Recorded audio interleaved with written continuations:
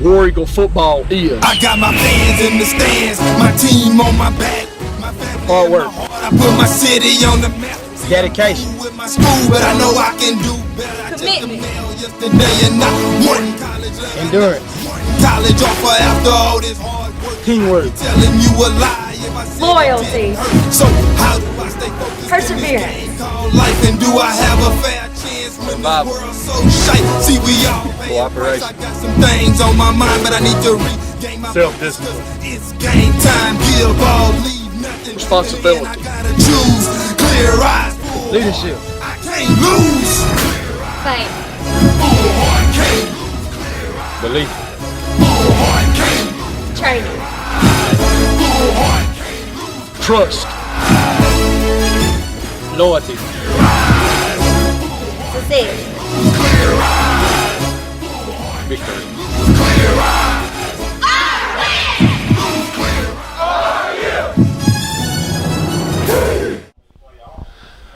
Hello and welcome to the First State Bank pregame show and second round playoffs as your Wayne County High School War Eagles play host to the Maroon Tide of Picayune High School, who hopes to roll in here tonight and establish a no-fly zone here over Wayne County War Eagle Stadium. But I think Coach Mangum's been bagging up the sandbags all week and getting ready to see if we can slow down that vaunted rushing attack of Preston Dito and company for the old Maroon Tide. Paul, it has the makings of another good contest between the Tide and the War Eagles. Yeah, it really does. And, I mean, Picayune's always strong. Wayne County, anytime that these two teams played in the playoffs, it's been a knockdown, slugfest, a slobber knocker, whatever you want to call it. And tonight should be no exception. Of course, Preston Dito, not only do you have to stop him offensively, but he's been playing a lot of defense too. And I mean, it's going to be interesting, a quick strike offense against a patient offense that eats up time. The War Eagles, especially offensively, are going to have to be very, very patient because they may be on the sidelines for a long, long time tonight. You know, that'll just drive you crazy, and it certainly puts a lot of pressure on the defense. We're on the field all the time. Pearl River Central came here and ran 80 snaps on us, so certainly hope that the Tide doesn't do that. Well, if they do and we have the same result, that'll be okay. It's like Paul said. I mean, it's an offense that it can be very frustrating to a defensive coordinator because what they do is they chip away 3 yards, 5 yards, 7 yards, and they may break a big run. And either score or get you further down the field. And so it's going to be a tough night for us defensively, I think. And then offensively, I mean, they don't have many weaknesses. They've got some guys that go both ways. They're great athletes. So it's a ball game where we're going to have to be, as Paul said, we're just got to be patient. And we're going to be patient on both sides of the football. I mean, we're going to have to get those stops. We've got to try to get penetration, disrupt them when we're on defense. And then offensively, we just got to get a hat on a hat because if we don't, we're not going to get the ball past the line of scrimmage. They come in here averaging about 350 a game rushing, about another 100 a game passing, and they've only been held below 40 points one time this year. They're averaging 48 a game. That's incredible. Yeah, and the big thing is getting back to that patience. They'll run until they suck you in just enough to run that play action, and they'll pop it for a big score. That's one of the things that they did against West Jones last week in the first round. They passed for 150, but probably 110 of that was in 3 plays that all went for scores. And so, it's going to be tough, but our defense is pretty salty and has been improving every week, and I think they're going to be up to the challenge tonight. Yeah, we're talking about Picayune, but now Wayne County's got a pretty doggone good football team's going to be here tonight. So defensively, we know what's before them and what they've got to do. But let's talk about the War Eagle offense for a minute, Kenny. What's Hodo and company going to have to do to be successful out here? If Hodo can get time to throw, we ought to be able to move the ball on them in the air. And then once you can do that, once you can get them loosened up, then our running game ought to open up some. So, if we can have some success now, most coaches like run first and throw later. And there's nothing wrong with that. I mean, that's That's really how you set your pass plays up. But against a team like Picayune, it may be that we go to the air early and often and loosen up that front some because they do a lot of stunts. And if our guys will do the job that they've been doing of picking up the stunts, David ought to have enough time. And we've got 2 or 3 guys out there that can catch a football, and they can run with it when they catch it. I mean, they may not be world class record setters, but they can be hard to catch too. So, and the other thing I like that we have going for us is just how our guys block downfield. Not just the wide receivers, but those linemen get downfield. And if you watch them from week to week, you see those 60 and 70 numbers down the field throwing blocks along with those 1s and 3s and 17s and that sort of thing. So that's going to be key for us tonight is to be able to do what we've been doing. Well, it's not going to be. We've all been anticipating this, been excited about it, and should be a great contest. We're going to take a break, and we'll be back with the head coach of the War Eagles, Todd Mangum, after this word. Everybody thinks it's best to be the biggest, so they try to outdo all the rest. Don't let our size fool you. We're big on technology. With us, you get the best of both worlds. Small town, first name friendly personal service and the high-tech convenience of online services. First State Bank, member FDIC and an equal housing lender. We're big on you. We're just a small town community bank, but we're big on you.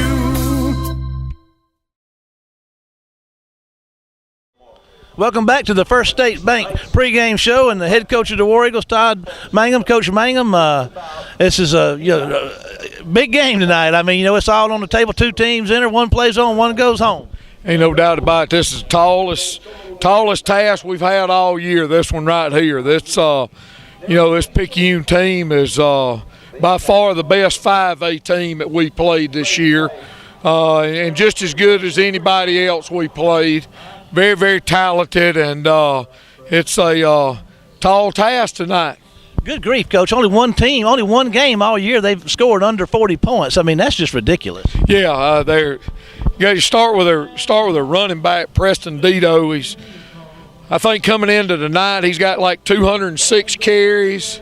The next guy behind him has like 96.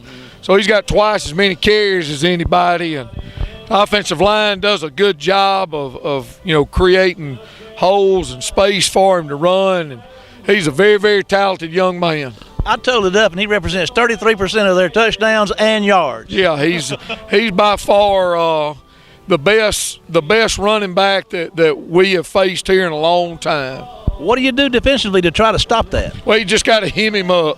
You got to contact. And then you don't want to give up yards after contact.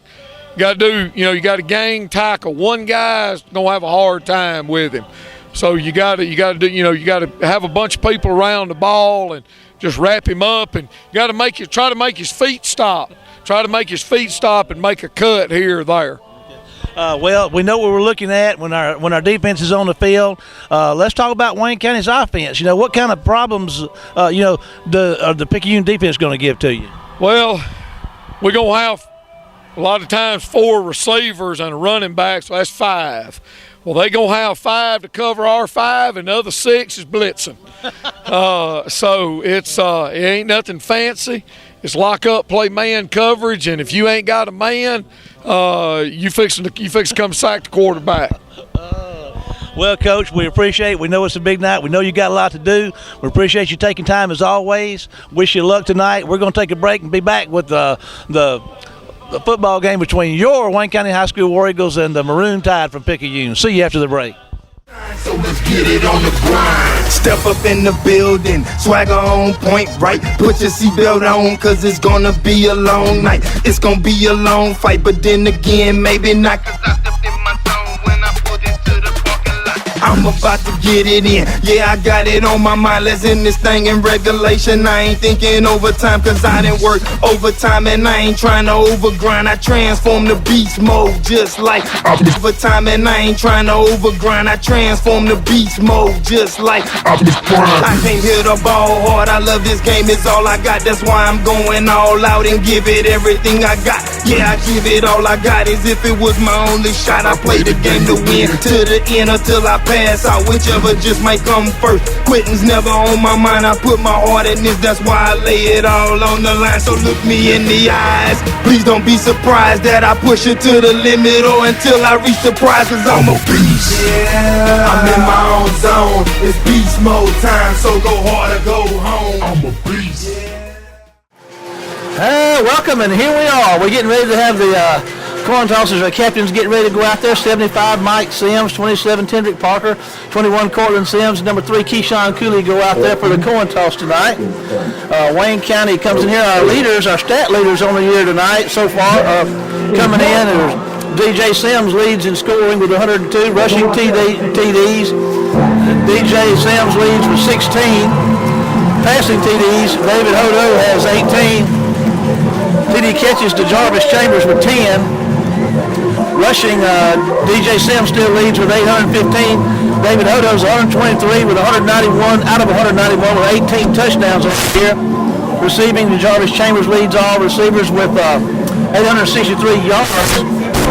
Tackles, it's Mike Sims. Tackles, Jamal leads off 93. Sacks, Benito Jones leads all with 5 interceptions. Darius Fennell has 6 on the year. Wayne County comes in putting off 23 first downs a game, giving up 14 rushing yards. Wayne County comes in putting 251 a game up, giving up 143. Averaging 5.9 per carry while giving up 3.2.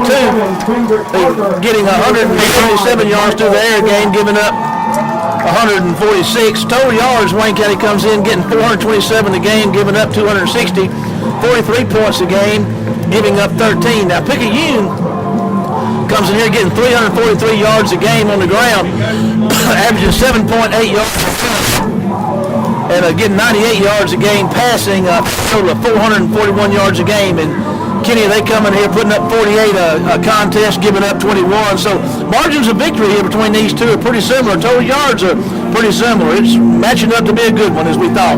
Well, it should be. I mean, they've made statements everywhere they played this year. Even at Petal, that was a 60-something to 50-something ball game. I mean, they've just been unstoppable on offense. But I tell you what, we've got a pretty good defense ourselves. And we're going to see that defense right off the bat because Picayune won the toss and accepted to receive it. Look at Preston Dito coming right off of the bat as that Wayne County defense takes the field tonight to start things off. Wayne County has 35 sacks on the year coming in. They've got 19 recovered fumbles, 21 interceptions. So Wayne County plays some pretty good defense. And there come the War Eagles on the field. Picayune's gathered up down there, and here they come on the field ready to go, playing for the right. The South State game. Two teams here, one plays on and one goes home. Who's it going to be? We'll put somebody on Wayne County. That's what I'm talking about. You've heard it from the director of football operations. Some of the leaders for the offense of course, Preston Dito, he's 42% of their carries, 43% of their rushing yards, and 33% of their total offense is number 33. He's got 204 carries on the year for 1,629 yards and an 8-yard average. DeAndre Anderson, number 2, 96 carries for 8.4 average. Kadarius Cross is 43 carries for a 10.9-yard average. He's also got 16 catches for a 23-yard average on his catches. Broderick Scott's the quarterback, 62% on the year. He's got a 20-yard average, 93 yards per game. He's thrown 13 touchdowns against 5 interceptions. Dalton Hedgepeth, number 17's got 9 catches on the year for an 18-yard average. Devon Green's got 40 carries for 365 yards and a 9-yard average, and he's also got 9 catches for a 23-yard average. And here we go, getting ready to kick this thing off and get started. Took 3 here, didn't it? And here we go. You're going to pooch one down here. It's going to be reeled in down here at the 25-yard line, and Wayne County's going to get after him. He's going to break some tackles, and off he goes to the right. tracked him down and him at the 30 inside the 30-yard line. So pretty good kick return for the Tide to get this thing started quick in good field position, Kenny. Yeah, that's one thing you didn't want to do is give up a big return, and we did first pop out of the ball. And that's what they do. Pennell ran him down. Jaquan White, number 50. Ron Molly, 90. Benito Jones, 95 up front. We'll go with that three-man front, it looks like. Linebackers, 44, Bonner. 36, Lofton. 32, Poe. 43, Shelby.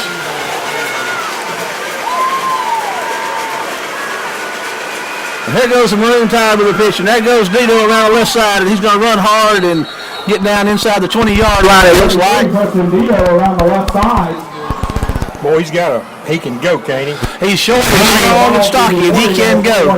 Parker's a defensive back, as is DeCarlos Walker, Kadarius Pennell, and Keyshawn Cooley, your cornerbacks. And that's where we are with a second and about 2 to go in the Fred's Superdollar first quarter. Fred's Superdollar first quarter here. 2nd and 2 for the Maroon Tide at the 20-yard line of the War Eagles. There's a man coming around the side. They're going to string him out, and they're going to tackle him. He looks like he's going to have his first down close to the 15-yard line. Number 5, Kadarius Cross around the right side. That's Cross on the carry, and he's coming in with a 10.9-yard average on 45 carries for the year. Now spotted at the 15-yard line. Tilwood Marshall did a good job just sealing and finding the seam outside, turning upfield. We're having trouble getting through them at the line. 1st and 10, deep inside War Eagle territory. In the red zone for the Maroon Tide. There's a toss to the left side. There goes Dito, and he's going to put his head down and run hard. Going to get a nice gain, Kenny, inside the 10. Rocking out there in front of him.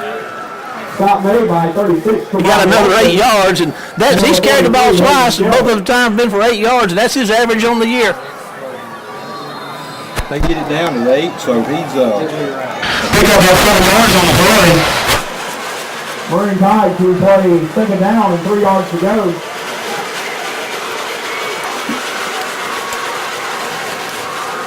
There's a handoff up the middle, and that's some pretty good defense right there. Big defensive play up there. Harrison up the middle for the Maroon Tide. Stop on the play by number 50. Jaquan White on the stop. Big play. No gain on the play. Brings up 3rd and 3. Maroon Tide to play a 3rd down and 3rd and 2. Excuse me. Ball being spotted at the War Eagle 8-yard line. That was a big play, Kenny. Oh, it was. Huge stop. And here comes another one. Wayne County defensive is going to assert itself. This would be a good place to do it. There's the toss to Dito, and he's going to put his head up the middle, and he's going to find pretty tough sledding. 33 Preston Dito. Going to bring up 4th and 1, Kenny.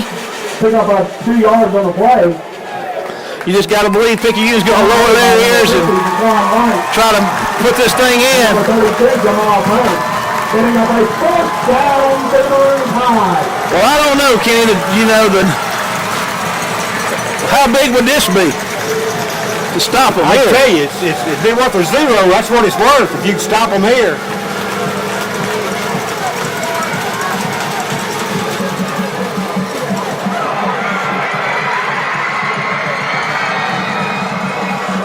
I lost track of what happened. It looks like number 44. They faked Dito. Devion Green around the left Touchdown. side for the Maroon Tide touchdown. So on 4th and 1, the Maroon Tide goes for it and takes it into the end zone. And on their first possession tonight, they just took about 3 minutes off the clock, not quite 3 minutes, and they've got themselves a 6-0 lead, trying to extend it to 7. And here he is with a PAT. The snap is up, the kick is up, and it looks like it's going to be good. So with 9:12 to go in the Fred Superdollar first quarter, the Maroon Tide is going to work. And they're taking a 7-0 lead here.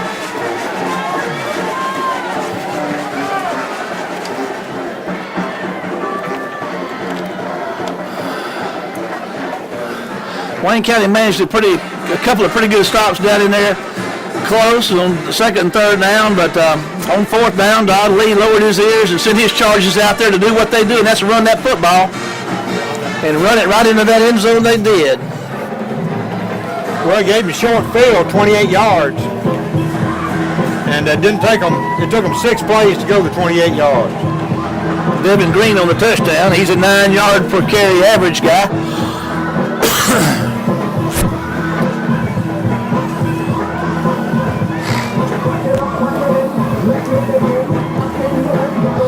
Picayune's got a pretty decent crowd over here, but not as good crowd for Wayne County. I expected Picayune to bring more to that, but they got enough to make some noise like they did when Picayune scored that touchdown.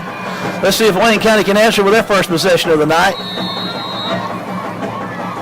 They're going to pooch it down there. Let's see. We're going to reel it in down there. It's going to go out of bounds. Purnell watches it go out of bounds, and so Wayne County's going to get the ball, and for the first and 10, Hodo and company will be coming out.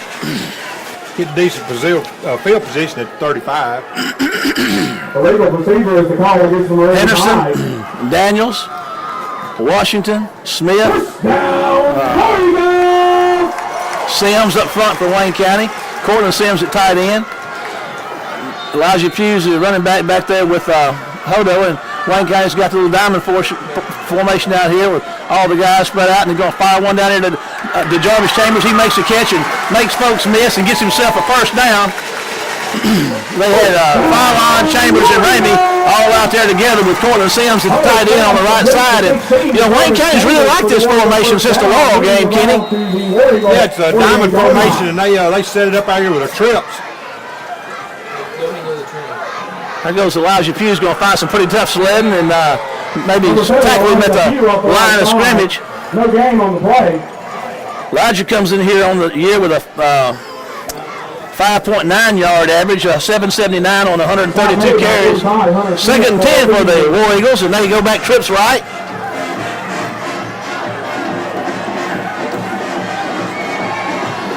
Picayune's in a 4-man front. We got single coverage out here on the Jarvis. It's picked off, and it looks like that could be let's see here. Wayne County's fixing to find themselves in a precarious situation here with the Maroon Tide with a first down inside the 10, so the Tide is definitely rolling right now in Wayne County at War Eagle Stadium. Our Tide's up over our noses. Yes, right it now, is. Interception on the play by 44, David Robin Green.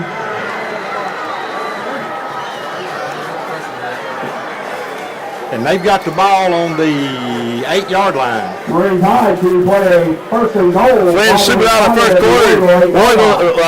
Maroon Tide took their first possession and scored, and it's taking the ball away from Wayne County here on their first possession. Deep in Wayne County territory inside the 10, try to put some more points on the board.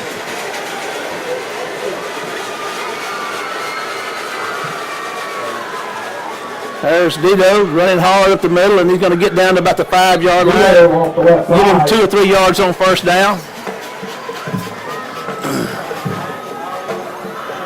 Number 90, Ronald Ollie, in on the tackle. He made it down to the 6. Moves the ball up to the War Eagles. Got him at the 6. Okay. 2 yards on the play. Second out and goal. Dito checks out.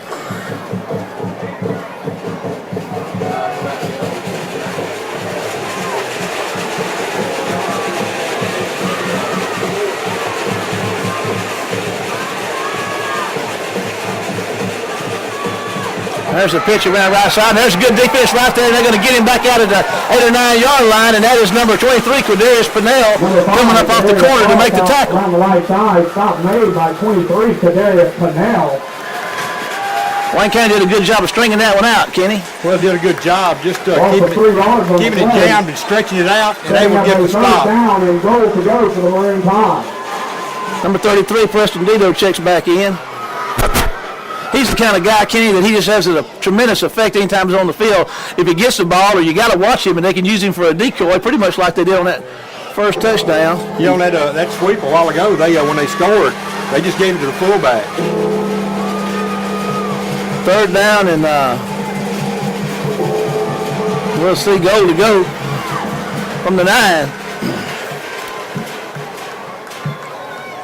The official down here is talking to Coach Mangum. I'm not sure what that's all about. And on third down. So let's see if Wayne County can hold here.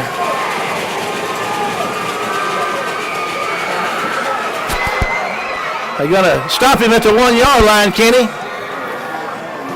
And they ran the same play they did in the first score, but they kept the ball. They didn't give the ball to the 44. 12 kept it around the right side, so it's going to be 4th and goal from the 1. You can figure they're going to go for it. Yeah, they did it a while ago and it worked out for them. For the Maroon Tide. They go up 2 scores here. That's big. That's huge.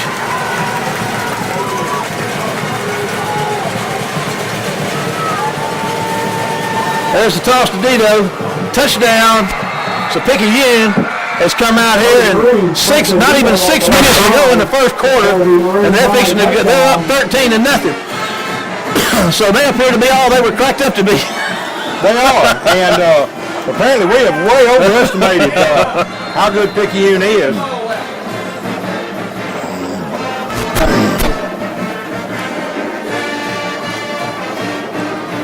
And there's the kick, and it's up, and it's good. So 6:44 to go in the Fred Superdollar first quarter. Picayune 14, Wayne County nothing. So Wayne County, we're going to take a break, and then we'll be back after this word. The food at Pops is better than ever, and here's why.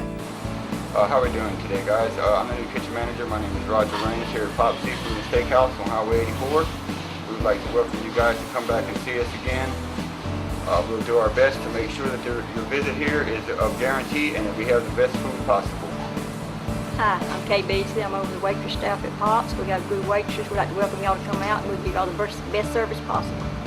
Come see us Thursday through Sunday for lunch and dinner. Here we go. Back again. Wayne County's going to get their second possession of the night. Again, Picayune took their opening possession and scored with it. And then Wayne County had their opening possession, got a first down. It ran 3 plays and turned it over, and Picayune took advantage of that, ran it down inside the 10. It took them 4 plays to go 9 yards, but did it and got a 14-0 lead, and here we go again. Wayne County's going to get their second crack at it here. Sample set kick. Back deep for the War Eagles, 22 to Sean Fallon, and number 4, Devontae Rainey. I think this is the farthest we've been behind in any first quarter all year. Purnell makes a fair catch down there at the 31-yard line, so Wayne County gets their second possession. Smith, Washington, from the War Eagles, Henderson, first down, War Eagles! Washington up front for Wayne County. Sims. So we do spot West Jones 10 points, didn't we? Well, that's true. 10 points, so either 10 or 14. It was 10. So 2 receivers left. Devontae Ramey's right, Fallon and Chambers are left. Cortland Sims comes in motion. Hodo takes a snap, and there's he was going to make a run around the right side. Flag on the play. It's going to be a illegal procedure. It's going to back him up 5. Ball started the call against the War Eagles. 5-yard penalty. Replay, first down. Wayne County is starting slow tonight. 1st and 15 from the War Eagles to their own 27-yard line. Odo's looking to throw. He's going to fire one out there, and it's a little miscommunication out there. The defensive backs did a good job of keeping those receivers from coming across the middle, Kenny. They sealed it off. They jammed it up. Second down with 15 yards to go. Wayne County seems to be trying to throw that ball. They've had one running play, and they had a second one called, but it had the procedure call and stopped it. Pugh's got 1 carry for no gain. Hodo's looking to throw again. They're going to get after him. He takes off. He's got a little room. He goes out across the 35, out close to the 40-yard line. Everybody was covered. Good coverage by Picayune that time, and Hodo saw the right side open up. And boy, that was sorely needed because it takes you down to a 3rd and about 3. Wayne County at the 40 with a 3rd down and about 2 yards to go. Hodo's looking to throw. Going to fire one to Fallon, and he's overthrew him, so it's going to bring up 4th down. For 22, Deshaun Collins, incomplete. So the War Eagles are going to send Kevin Roney on to punt it away. The field for the War Eagles. 84, Derek Roney set to kick. Fred Subadala, first quarter action. Maroon Tide 14, Wayne County 0, and Wayne County's punted away.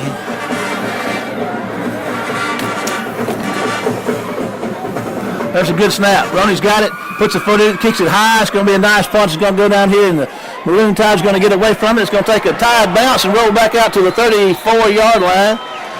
So they got a little more field in front of them this time, Kenny. It's on a 26-yard punt.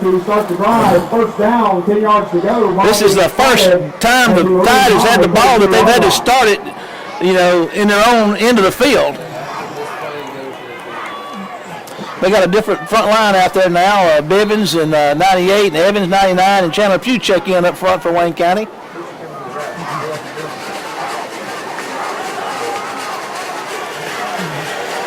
Fred Subadala, first quarter action.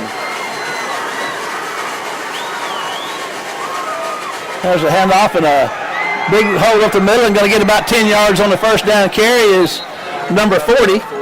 Number 40, Xavier Harrelson. That's Harrison. On the carry up the middle. Harrelson on the carry. So there's another up 9 yards. Yeah. Ball now spotted at the Maroon. They got a first down. 44-yard line. So they get out to the first down 44-yard line.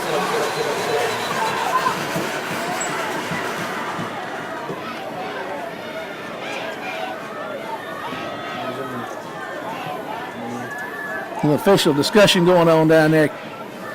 Kenny, you don't know what they're talking He said about? it's a first down. They got the chain set for a first down, so here we go.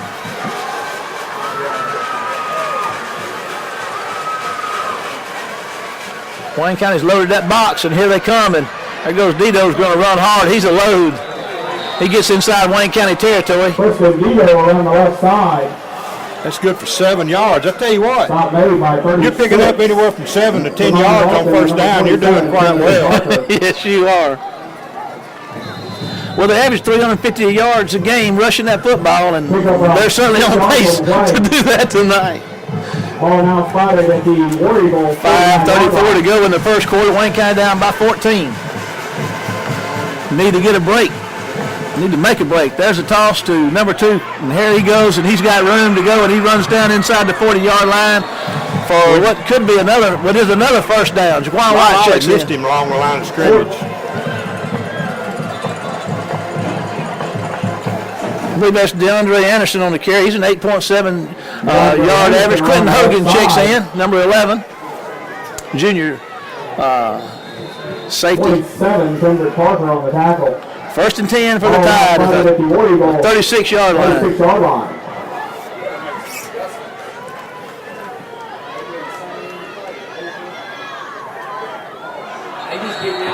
And it looks like we're going to get a 5-yard penalty for offsides. Flag on the play. Offsides is the call against We see that. We've talked about that pretty regular through the season.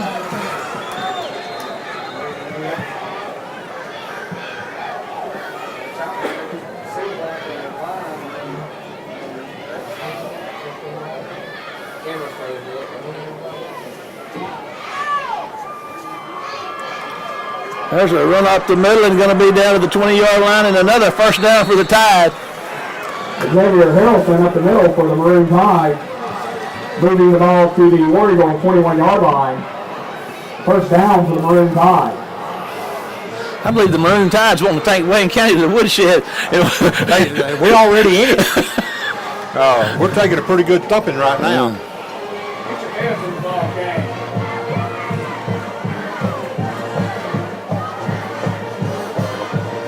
There goes number 2 carries the ball down at the 20-yard line. Gets 1 yard on the carry. Up the middle. Stop made by 43, Hayden Shelby. Pick up of a yard on the play. Maroon Tide to play second down, 9 yards to go. Spotted at the War Eagle 20-yard line. It's the first time I think I've seen him in second and long. Well, yeah. I tell you what, they've just been amazing so far in this first quarter. There's a handoff around the right side, and they're going to get him and finally cover him up. And everybody gets a shot at him and tackle him from a loss. That's a good defense, Kenny. Those running backs are hard to tackle, though, aren't they? Davion Green around the right side.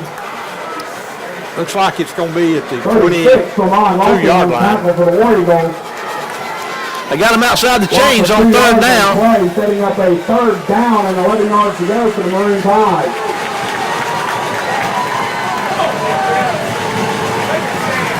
You think they're going to dare pull one of those Don Lee tricks and kind of chunk one here on third and long? I wouldn't be surprised. We sure got to have our heads up. Quarterback's in the gun. And they call timeout. Timeout on the field. Picayune is charged with their Picayune takes a timeout. Looks like they were going to throw it for sure, but we'll take a break and be back with more Fred Superdollar first quarter action after this break.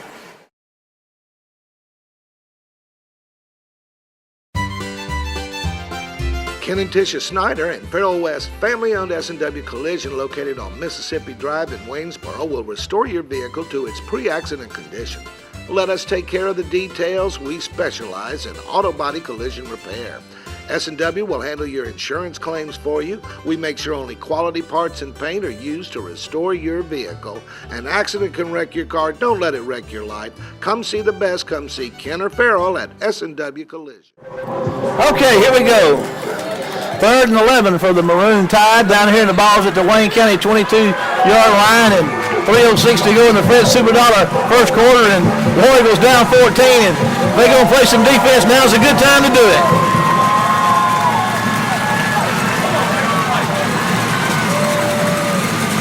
Quarterback's under center. And he's going to look to throw. He's going to fire one down there, and Cooley better get his hands up. And that gave him a touchdown. Touchdown pass. You know, Kenny, we talked about that. Dodd may throw one, and Cooley was on him. But that was just a great throw. You know, that kid is a 62% completion guy on the year, and he's got 13 TDs against 5 picks, and now he's got 14 touchdowns on the year, and his Tide is threatening to go up to 21-0. And there's the kick, and it looks like it's going to be good. So Fred Superdollar first quarter has belonged to the Maroon Tide, much to the chagrin of the War Eagle faithful. So 21-0, and Wayne County better get something going fast. We'll take a break and be back. Okay, here we are. I remember one time in the regular season a few years ago, maybe 09, 010, we went down to Picayune and they jumped up 21-0 on us, Kenny, and we stormed back and wound up losing that thing 27-21. So maybe we can come back here tonight. Coming back is what we got to do because we're down 21-0. The Godfather of Information has been mighty quiet on that sideline down there tonight. He hadn't had any good news. There's not a whole lot you can say at this point, down 21. That's going to be a kick. Fennell's going to move in here and take it at the 20, and he's going to try to do something with it. And here he goes. There's a flag, Kenny. And puts the ball on the ground. And let's hope Wayne County got on it. But there's a flag. And it came out fast right after he caught that ball. And a turnover there would have certainly been disastrous. Kenny, any projections on the call? I wasn't even looking back here. I was looking at that far sideline over there, and I did not see the call.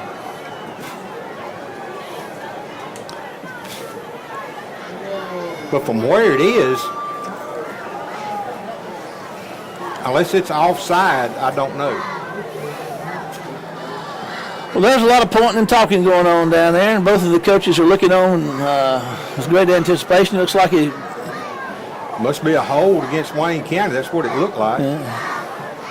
And back there they go. They're moving Wayne County back. Wayne County got the ball out there at the 50, and we're fortunate to get it after that fumble. But it's a hold. Hold against the call against the War Eagles. So that'll take it back to the 38.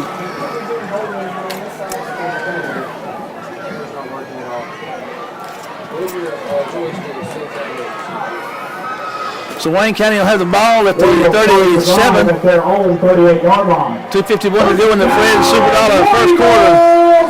Kenny, can we summon up a touchdown here, you think? We're going to have to go out back and burn a goat, I'm afraid. Ramey's right, File Sims, and Chambers are left. Elijah Pugh's in the backfield. Wayne County has not been able to get it running. Well, they haven't been able to get anything going yet. We haven't got any offense to speak of in the first quarter. There goes a toss out there, and it's going to be batted up in the air, and there's another pick. So, 2 picks. That was high, ball was high, and Sims couldn't get to it. So, you know, historically, we look at our turnovers. We've turned the ball over twice here in the first quarter. We're still in the first quarter. Yeah. And we know what happened at Gulfport, and we know what happened at Oak Grove, and it looks like it's happening. Looks like it's happening here. Tell you what, it's I mean, all 4 wheels and the spare have all come off the wagon here. Wayne County is yet to be able to stop Picayune either.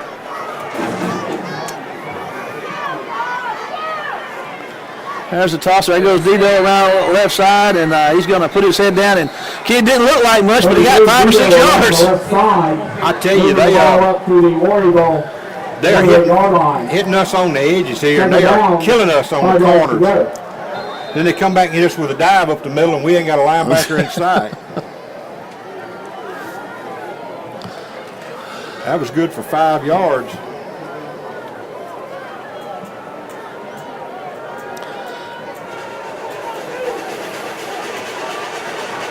Ron Wally's on the nose. Jones is on the end. He's looking to throw, and he's moving out to his right and throws downfield. And Wayne County's going to get an interception. And Wayne County gets a break. And here goes. Is that Pinell? Yeah. They're not going to catch him, Kenny. They're not going to. I don't know. One guy's got a shot at him. Touchdown, Wayne County. Kadarius Pinell with his 7th pick on the year. Finally got a break. Finally got a break. Oh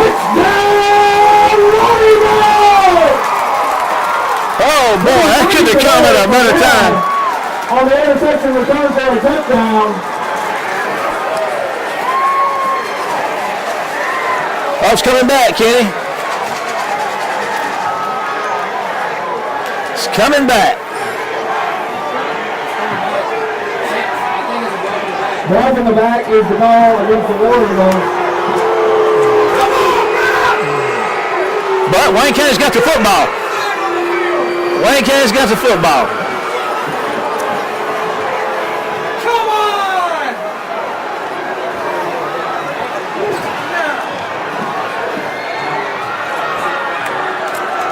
That flag, I hadn't seen it yet. That flag was back at the line of scrimmage.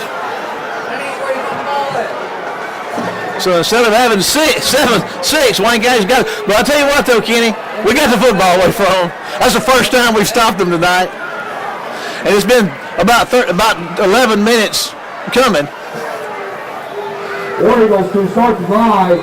First down and 10 yards to go. Ball being spotted at their own 16-yard line.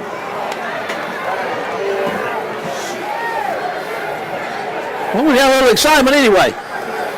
Coach Mangum's talking to the officials. And I tell you what, that call on that side of the field over there is just a mind-boggling. Coach Mangum getting his explanation down here.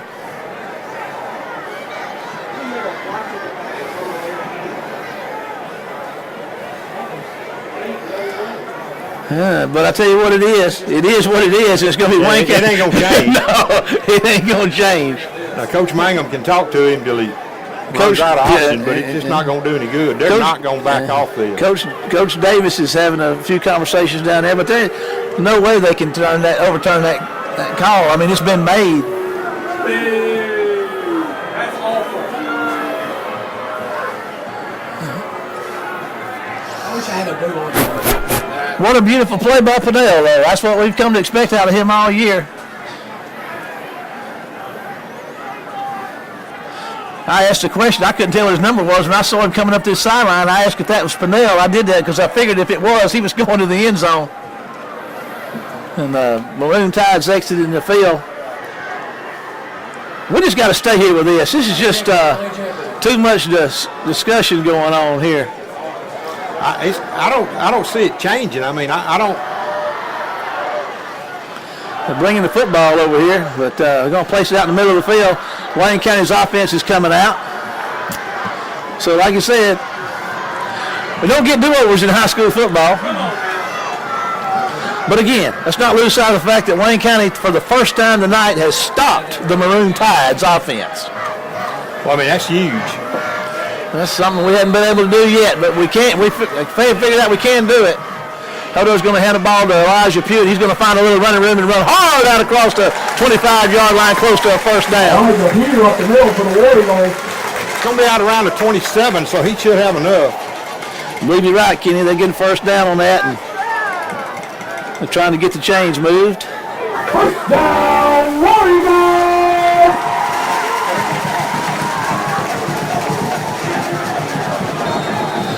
Fallon and Chambers are left. I believe Ramey's out right. Tight end on the right side. There goes Hodo handing the ball to Pugh. And here goes Pugh running hard, and they're going to tackle him after a nice gain on first down. So Wayne County's kind of given up on the throw right now. They're going to try to establish the run. Yeah, you talked about that, Kenny, and I believe it was you or Paul Warren said we may try to establish the pass first. Well, we tried, but we haven't been able to do it. That's right. So back to the ground. Wayne County averages about 250 a game on the ground themselves, so they can run the football. Now we try to throw it, and there's a toss out here to Fallon. He makes the catch, and he's out across the 40-yard line and gets slung down out of bounds. And Claypool won a personal foul, but we're not going to get it. 57 seconds to go in the Fred Superdollar first quarter, and Wayne County's starting to show a little life for the first time tonight. Hodo takes a snap and hands it to Pugh, and here goes Pugh running hard. He's going to get out to the 49-yard line for a nice gain on first down. It's going to be good for 6 yards. Shot made by 34 to Marcus Harrelson for the Maroon Tide. Ball spotted at the War Eagle 49. Hodo's going to keep it and looking for somewhere to go. He tries to get on the edge, and here he goes across the 50 and down to the 46-yard line for a nice gain, and that may be enough for a first down. Stops the clock with 31 seconds to go in the Fred Superdollar first quarter, and it is a first down.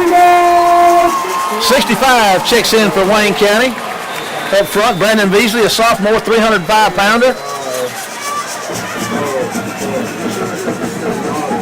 Wayne County's beginning to move the ball here with a little consistency, and there goes the handoff to Pugh, and here he goes inside the 40-yard line with a nice gain on first down.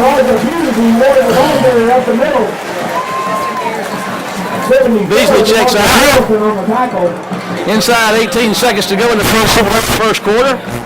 See if Wayne County gets a snap off, and there's a handoff to Pugh, and here he goes running hard inside the 35-yard line for another War Eagle first down. First down, War Eagles!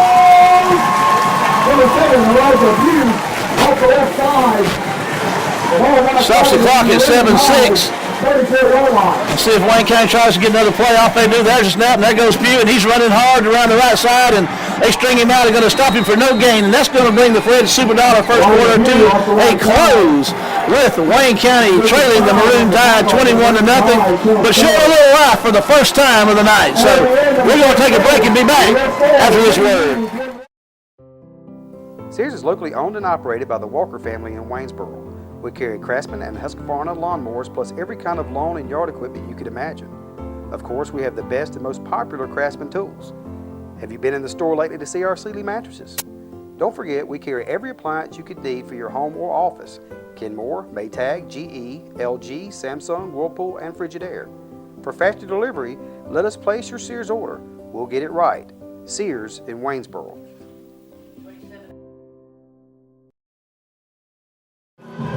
Well, Kenny, I don't know about you, but I'm glad that first quarter is over.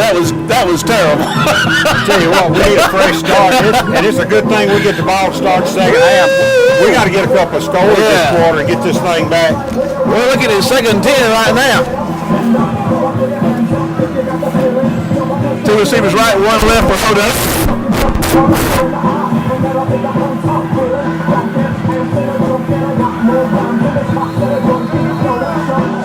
Wayne County had the big play on the interception by Pinnell, but it had a touchdown. They called it back, and I don't know what's going on. Timeout on the field. Second charge timeout for Picayune. Picayune taking another timeout. I don't guess, I mean, they're not worried about saving them. They got a 21-point cushion out there on Wayne County. We'll just take advantage of the break, too. Catch our breath and be back in a moment. And here we go with the Ace Cleaners Hutto Furniture Company second quarter. We're going to hope it's going to be kinder to the War Eagles than the French Superdome first quarter was. Second and 10 for Wayne County. Odo's in the gun. Tell you what, they've got no safeties. I don't guess they figured after what our first quarter play that they need one. We're having a hard time getting this second quarter started. Coach Mangum still having some conversation with the officials down here.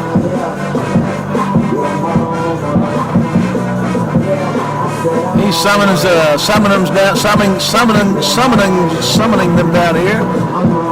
And we've got is that a trainer going on the field?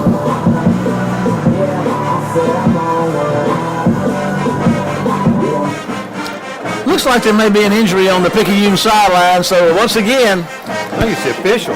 We'll take a break and be back.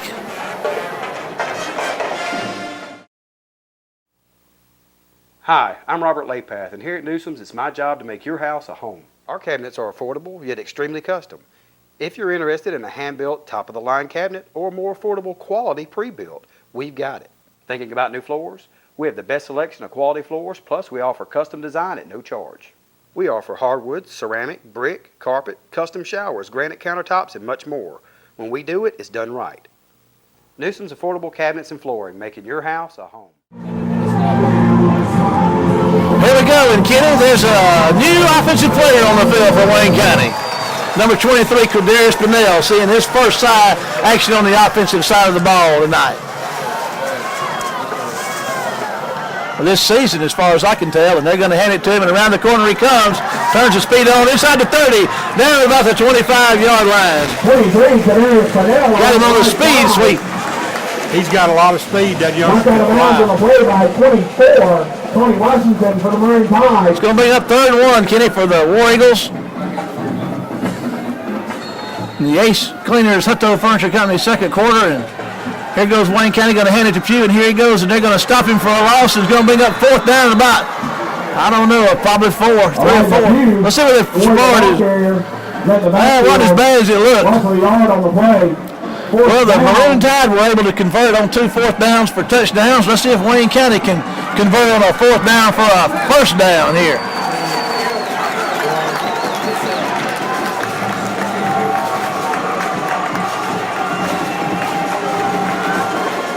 Back to throw goes Hodo. There comes the pressure. There's a pass.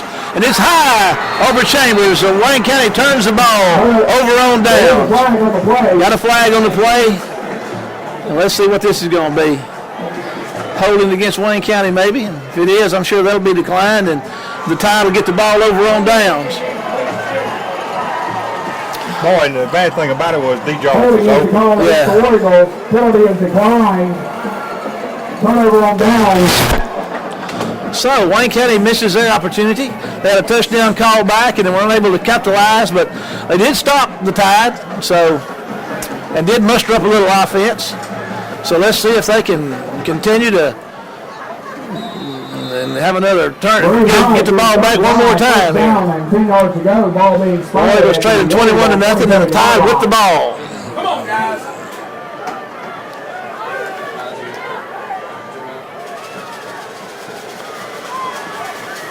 War Eagles showing a little defensive front right there, and they're going to get after him and going to hit him before he can get to the 30-yard line. Going to be about a 3-yard gain on 1st down. That's better than the 7 or 8 they've been getting. Yeah, that's a big stop, especially this point in the ball game. 5 to Darius Cross off the right side. Tackle made by 95 by Benito Jones. Benito Jones on the stop, and Benito's out there kind of rubbing his head a little bit. Bringing 3 yards on the play, setting up a 2nd down and 7 yards to go for the Maroon Tide.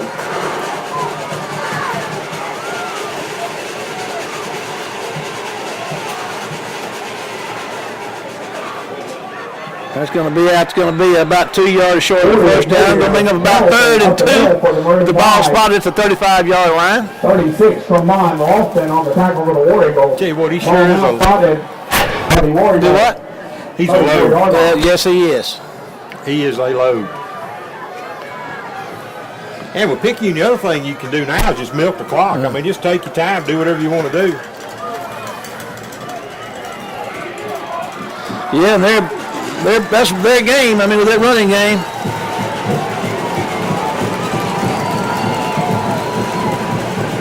There's a toss, and Vito gets back there and misses him, but Wayne County is going to stop him short of the first down. So Jones on the penetration caused a problem, but there's a flag on the play. That was great penetration up front by Jones on that. Going to be holding. What do you do, Kenny? Tell you what, it's a big thing. I decline it because I think Picayune will punt. Holding is the call against the Maroon Tide. Penalty of decline. It's going to bring up 4th and about 2 or 3. 4th down for the Maroon Tide. So Wayne County's got 2 defensive stops. The Tide's on the punt for the first time of the night. Back deep for the Warriors, 23, but now number 3, Keyshawn Cooley. We got 2 speedy return men back there for the War Eagles, Purnell and Cooley. Set kick for Maroon Tide. Focus. There's the snap, and it's up, and there's a high punt that's going to come down, and Cooley's going to fumble it, but get on it. He was trying to make something happen, but Wayne County's got a good field position, Kenny. They're out across the 40-yard line. Yeah, we got to do something with it. Warriors to start the drive. Ball being spotted at the Maroon Tide 43-yard line.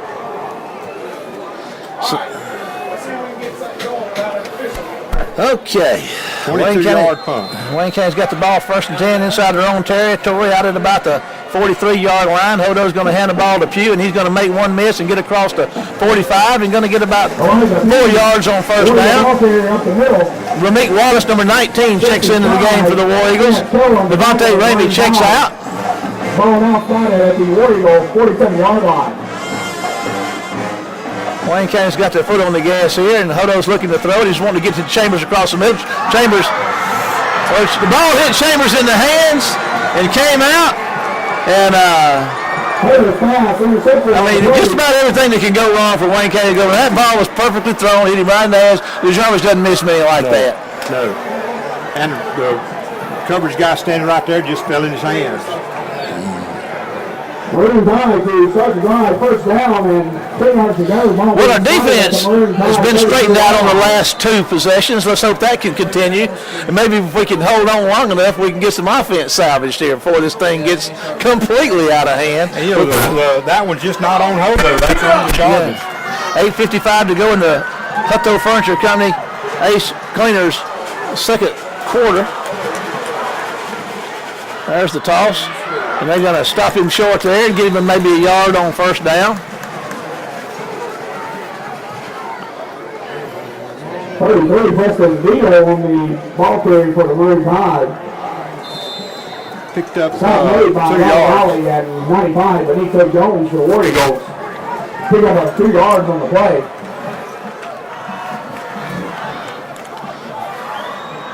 Second and 8 for the Maroon Tide. Wayne County's defense trying to stop them again. They stopped them in the last 2 possessions, and they need to certainly keep them held down. And there's some penetration, and they're going to stop Vito short of the line of scrimmage. So Wayne County seems to start playing a little defense now. Vito on the carry for the Maroon Tide. That's what I was looking for. Made by 32, Jamal Poe. Gandy checks in, sophomore, 240-pound linebacker, number 26. It's going to bring up 3rd and about 8 to go for the Maroon Tide. So you got to watch that tight end slipping upfield too. They'll sure do it. There's a handoff around the right side. He's got some room. He's going to get his first down and then some. Kenny Purnell's going to tackle him. I know he's not. He's going to try to tackle him, but he can't get him down. But that's a big play right there, and the Maroon Tide gets inside Wayne County territory down to about the 25-yard line, and there's no flags on the play, so that one's going to stand. They ran that counter to perfection, had us cleaned out on that side. It was just Katie ball the door.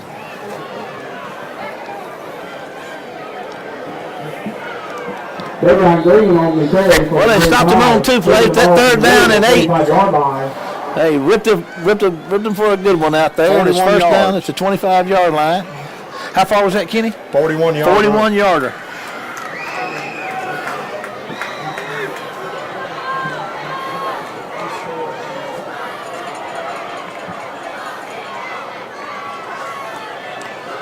There's a handoff up the middle. He's going to run hard down inside the 20 for a nice gain of about 7 on first down, I guess. Nelson up the middle for the Maroon Tide. 44, Denzel Bonner on the tackle for the War Eagles. Pick up on 6 yards on the play.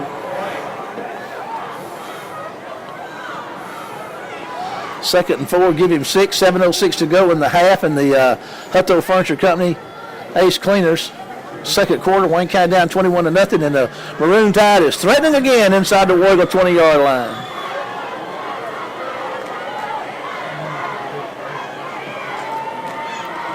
Quarterback keeper, and he's going to get down there and get himself a first down. So first down for the Tide inside the War Eagle 15. It's down on the quarterback keeper. First down for the Maroon Tide. He actually made it to 14, didn't he? I believe he did. 6:43 to go in the Ace Cleaners Hutto Furniture Company second quarter. Boy, our defense has been on the field in the first half. They sure have.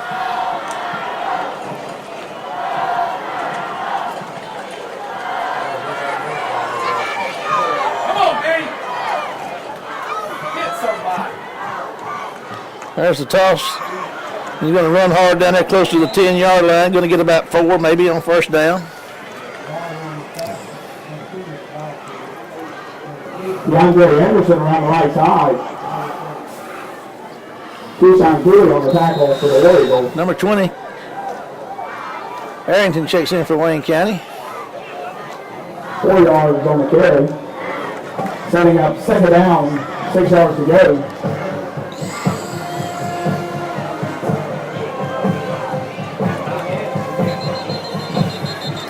And let's see what we got. We got a stoppage 25-second clock. We got a lot of breaks in the action tonight, so we're going to take another break and be back. Well, that didn't take but a minute, folks. We're back. They had a little 25-second clock issue, so it appears. And Maroon Tide's looking down at a second down and about 6 to go. There's a handoff, and there he's running hard. He's going to get down about the 1-yard line, and we got an injured War Eagle on the field.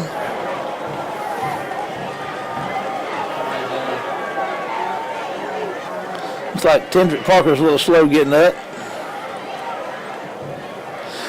He put his arm out there, and that big running back just ran right through it. They're going to bring Parker out, and Hogan's going to go in, but the Tide's looking at a first and goal from the 1, Kenny. Tell you what, they go up by 28 here. We're going to be hard pressed to come back in this one. Come on, step it up.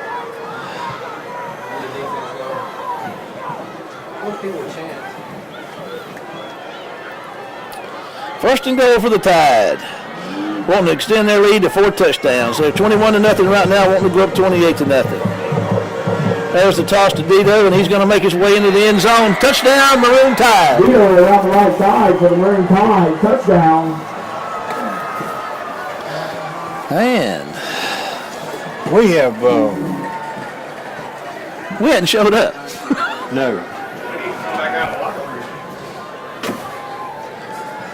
Tide goes up, threatening to go up 28-0. Sample sets, kick.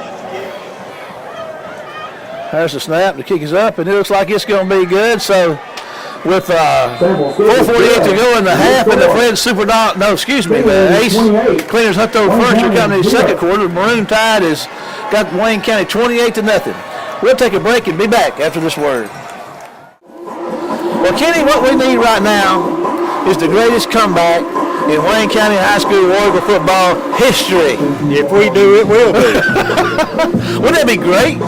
I mean, we have got to get a score because we are 4 touchdowns down, and if we don't get a score here and it come back that opening possession second half, Picayune will play for South State next Friday night. And they're going to kick it off, and you said your scouting report on them was they're going to pooch it every time, and that's certainly what they're looking like they're going to do, and it's going to come down there to Fennell at the 25.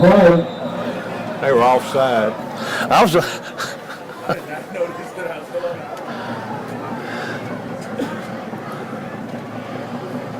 Offside is the call. Is that the first penalty on the Maroon Tide tonight? They had a holding call that was declined. That's the first one they've had marked off. Okay. Yes, it's only their it's their first official penalty. They haven't played mistake-free football. Yeah, they really have. That one interception turns out, with that block in the back call, I mean, that just negated a great play. Yeah. We're going to kick it a little deeper this time, Kenny, and Fennell's going to take it at 25 and going to look for somewhere to go with it and try to get around the side and going to make folks miss and run hard out to the 39-yard line, just short of the 40. Fennell on the return around the right side, moving the ball to the War Eagle 39-yard line. Wayne County's mustered up a little offense, but they've been there. They turned the ball over, 3 times now? Been their own worst enemy. Yeah, I mean, 3 interceptions. It's got down to mistakes, and we made them. Of course, like we say, that last interception, that's on your receiver. Yeah. I mean, wide open, and doesn't secure the ball. There goes Pugh running hard and getting a little room and trying to get out there on the edge, and he's to the midfield. Here he goes down the sidelines. Elijah Pugh down inside the 40-yard line for a nice run. First down, War Eagle. He gets down to the 33. On the left side, moving the ball into Tide territory. 28-yard run. Kenny, it may not matter to us much, but I got a report from Dale McKee that Laurel's got Brookhaven 22-0. So Laurel's doing Brookhaven about like the Tide's doing us. At this point, it doesn't really matter. No, it really doesn't. 4:22 to go in the Ace Cleaners Hunter Furniture Company's second quarter. Wayne County down 20-0 with a 2nd and 8 inside their 35-yard line. And there's another handoff to Pugh, and he sidestepped one and gets down inside the 30, and it's going to bring up 3rd down about 5 or 6. Moving the ball to the Maroon Tide 28-yard line. 3rd down to the War Eagle. We don't find 28 points here and hope we're not going. It's not going to matter what Laurel does.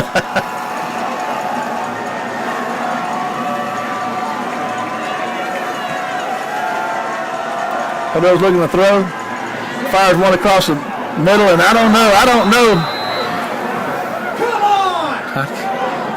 where that was going, but it's incomplete. It's going to bring up 4th down in about 5.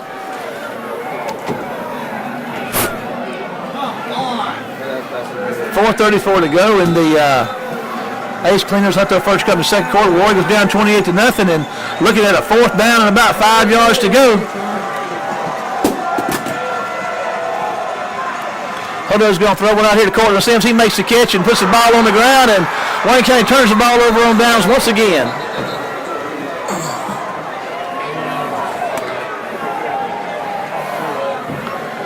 So, with 3:26 to go in the contest, Wayne County in the half. Wayne County turns the ball over on downs, and here comes the Maroon Tide offensively again with a 28-0 lead. And Maroon Tide, 27-yard line.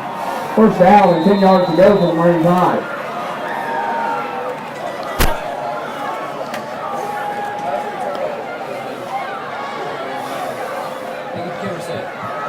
Bivens, Evans, and Pugh up front for Wayne County. There's the toss, and around the right side he goes. Kenny running hard, and here he goes out to the 50-yard line, and that's some hard running backs right there. Wayne County does not have an answer for him.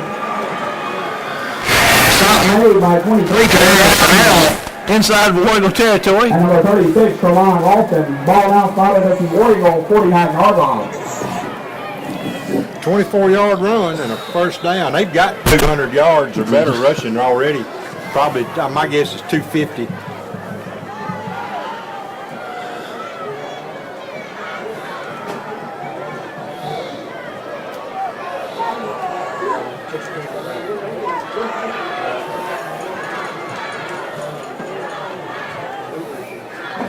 There's the toss, and here comes Dito around the side. He puts his head down. Pennell comes up and hits him and stops him after about a 6 or 7 yard gain on first down. 6 yards, we'll say.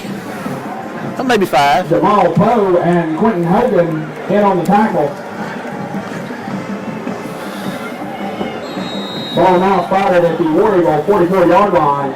2:32 to go in the half, and the Ace Cleaners Hutto Furniture Company second quarter here. Tide looking at about 2nd and 5. There's a handoff up the middle, and here he goes running hard down inside the 35-yard line. Up the middle, stop made by 43, Peyton Shelby. And number 32, Jamal Poe. That's power football at its best, Kenny. It is, and that's 9 yards Ball on now the carry. spotted at the War Eagle 35-yard line. I mean, that's just lining up and running over you. But that's what they do. Yes, they are, and they are taking us to the wood shed, and they are beating us severely. They could be arrested for child abuse at this point. Been a long time since we've been whipped this hard in the first half. Yes, it has. It's not much fun, is it? There's a good defensive play, but almost. But he's still got a yard. Off the right side. Stop made by 50, Jaquan White. And number 44, Denzel Bonner. Pick up of a yard on the play. Held him to a yard. 1:25 to go in the half.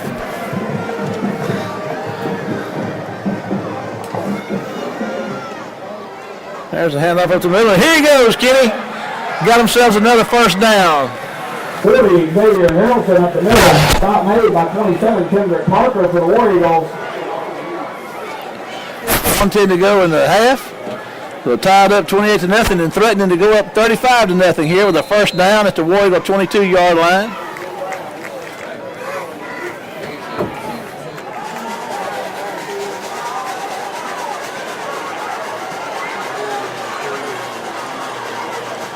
There goes Harrelson again, and I tell you. Xavier Harrelson up the middle. Stop made. We have 10-yard line. We have no answer for that. Inside a minute. The best thing we can go for is that clock to roll out before they get in that end zone again.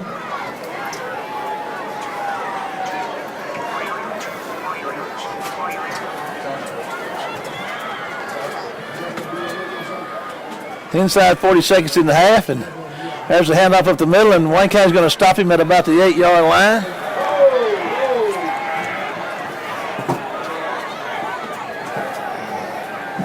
Maroon Tide ball carrier up the middle. Pick up on the yard.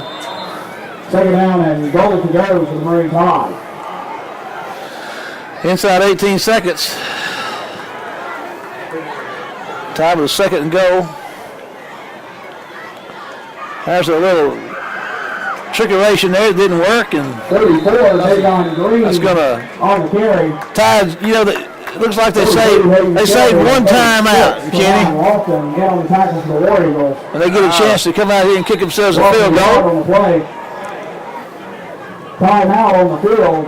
We're going to take a timeout and be back after this break. All right, 5.3 seconds to go in the half in the Ace Cleaners Hutto Furniture Company second quarter, and the Maroon tied up 28-0 and fixing to try to extend their lead by another 3 over the homestanding Wayne County High School War Eagles here. Jackson Sample going on the kick. There's a good snap. Kick is up, and it looks like it's going to be, well, imagine that. It's good. Sample's kick is good. And with 1 So 1 second left to go. The Maroon Tide 31, Wayne County 0. 31, Wayne County 0. We'll stay with the action here for the final second of the half.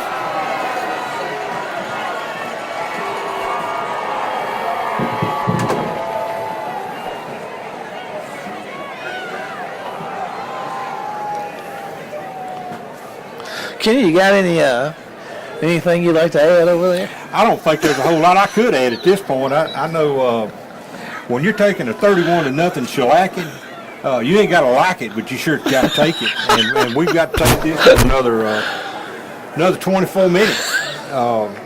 In 1 second. I'm not throwing. Yeah, in 1 second. I'm not throwing a towel in by any stretch. Yeah. But what we're looking at here is a 31-0 ball game, and the way Picayune's been playing, the way we've been playing, we'll be lucky if we get out of here 65-0. But as the old boy says, it is what it is.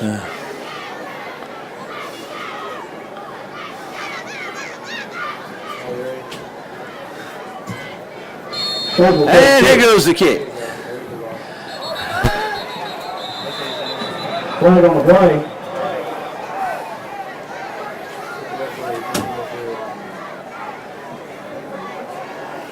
And Picayune did exactly what they needed to do.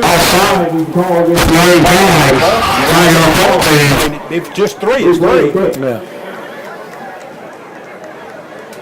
I think there's been 2 possessions that they've had that we've kept them from scoring in the first half.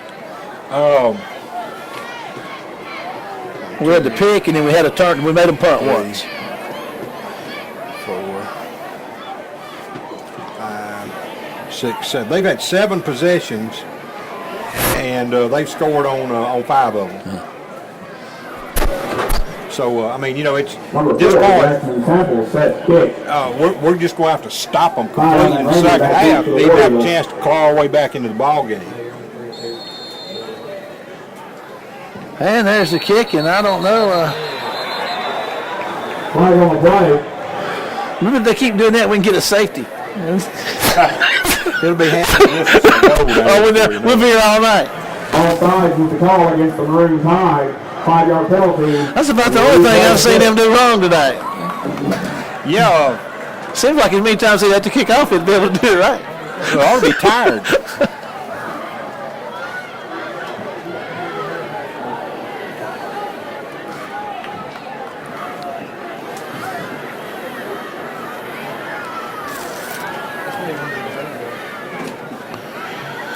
And we're still in the Ace Cleaners Hotel Furniture Company second quarter. I kick it out of bounds. I kick it out of bounds.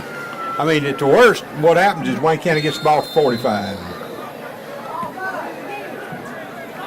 Pinnell's got it, and here he comes. No time left on the clock. There's the horn, and here comes Pinnell. He gets on the sideline, and they're going to get him out of bounds, and nice return, but to no avail. So after 1 half of football, the second round playoff action, it has been all Maroon Tide as they go into the halftime over Wayne County by a score of 31-0. So we're going to take a break and be back for the for the Bancorp South halftime show after this break. Where can you find the best food prices in Waynesboro? Here at Norman's Food Outlet, open 7 days a week. If you haven't checked out our everyday low prices, you've been spending too much. Everything is cost plus 10%. Norman knows any good grocery store starts with fresh meat. Add fresh produce to grocery, to dairy, to meat, to frozen foods, to our helpful and friendly staff. Norman's Food Outlet is proud to serve all of Wayne County. Welcome to the Bancorp South halftime show, and we've got from the sidelines Paul. Paul's good to hear from you. We kind of missed you tonight. You hadn't had much to tell us about.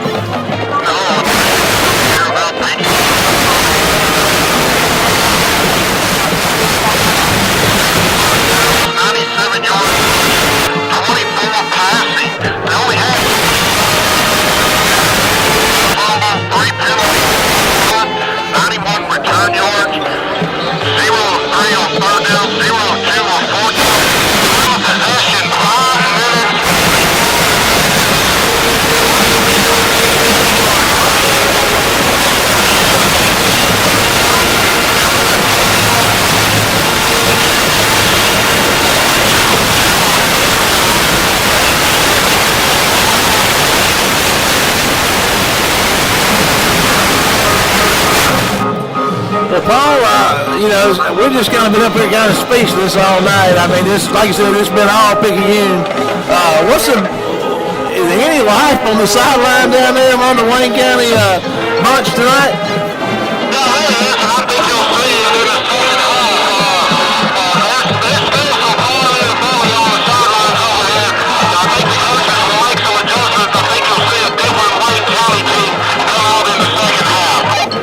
Well, we certainly hope so, because we got a whole lot of catching up to do. Paul, we appreciate you bringing that to us. Get your break, and we'll see you in the third quarter, hopefully with some touchdown reports from the sidelines. Well, Kenny, it's statistically just as bad as it sounds. I mean, 220-something yards rushing. They're on a 450-yard pace. Well, they are, and it's sort of like when you're following Richard Petty around the track. He's got everybody else 10 laps down. You better hope he ready. Because we're just in a spot. I mean, a lot of things. Everything's went against Wayne County in the first half. I mean, we get 2 interceptions right off the bat. They get short field. I mean, you look at their first 2 possessions, and Picayune opens up on our 28 after that big kick return. And then after an interception return, they get the ball on our 8. So there's 36 yards is all they had to go for the first 2 touchdowns. And finally, when we're down 21-0, we catch a break, get an interception, and we get a block and a back call back over here on the far sideline, way behind it out of the play. We wound up with the ball on the 16 instead of being down 2 scores. So, you look at all that, and that last interception, again, we talked about it. DJ just didn't hold on to the football, and the Picayune guy standing right there and just takes it out of the air. So the only thing we can do in this second half is just come out and just play lights out and let the chips fall where they may. Well, it's going to be a tall order. We know that, and we don't want to, you try to maintain upbeat and be as positive as you can, but you got a team that's averaging 48 points a game and giving up 21 a game, and they got you 31-0. It's a tall order, but there's still another half to play, and, there's some crazy things that can happen, and we're going to hope for the craziest of all things. We're going to need the most insane thing of all to happen here in the second half. Well, that's going to probably do it for us for the Bank Core South halftime show at this point, so we're going to take a break and be back with the second half action after this word. Well, the first half is history. The Bank Core South halftime show is history. And now we move on to the Extreme South third quarter, where the War Eagles trailing the Maroon Tide 31-0. Got one more half of football to play, Kenny, and a tall order staring down the War Eagles out there. Well, this is going to be like ordering up a win at the Alamo. We're going to have to find a way to pull this thing out. Stranger things have happened. Wayne County's going to get the ball to start this thing off. Picayune took the ball in the first half and everything went their way. Let's see if we can't have a change of fortune here in the second half. And here they go. There's the kick, and Pinnell's going to take it at the 35 over there, make one miss and try to get out to the 40, and Wayne County's going to get the ball in Vintage with the first down at closer to the 50-yard line. So that's pretty much the field position for to start with.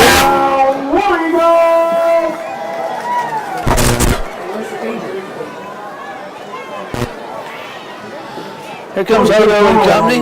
Elijah Pugh and the running back with him, and we've got DJ and DeJarvis, out right with Sims and Fylon, and Devontae Ramey split out left. Hodo's going to keep it and head upfield and going to run out to the 50-yard line and get into down to about the 46 or 47. And looks like the ball's on the ground, but they're going to say he was down. So Wayne County dodged a bullet right there. Hodo with a nice run. Well, that's a good way to start open things up. And Lord knows we need some help. It's a 13-yard run. He was a little, maybe that'll help him get into the flow here and get the lick or two and get things going, and trips right for him. He's going to keep it again and go around the left side and turn up the hash mark, and here he goes running hard down to the 35-yard line as Hodo. Kind of what they did against Pearl River Central, looks like.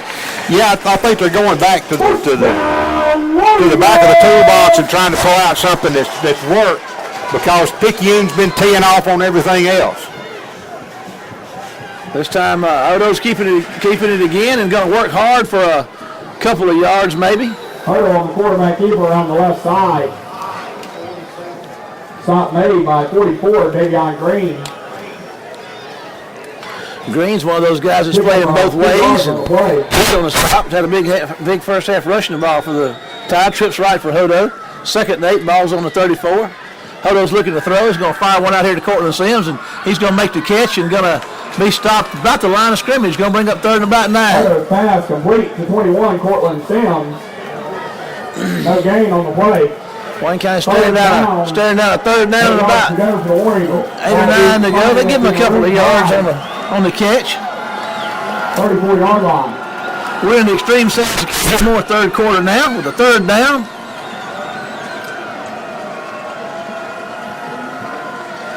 Wayne County's going to give the ball to Elijah Pugh. He's going to run about the 30-yard line. It's going to bring up fourth down and about 5 yards for Wayne County. And I'm sure, Kenny, right now there's nothing to do but to go for it. Well, you don't have any choice. Fourth down. 5 yards to go.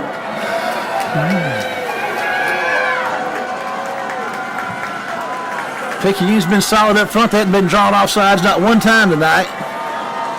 There's Hodo's going to look to throw. He's going to fire one out there, and Deshaun Fowler's going to make the catch and get upfield and get himself a first down at the 20-yard line. So Wayne County converts, I believe, on that first fourth down of the night. Hodo's pass complete to 22, Deshaun Fowler. Should get the ball close to the 20. Ball now spotted at the Maroon Tide. 9:53 to go in the Extreme Sound Security Moore third quarter. Wards with the first down at the 20-yard line.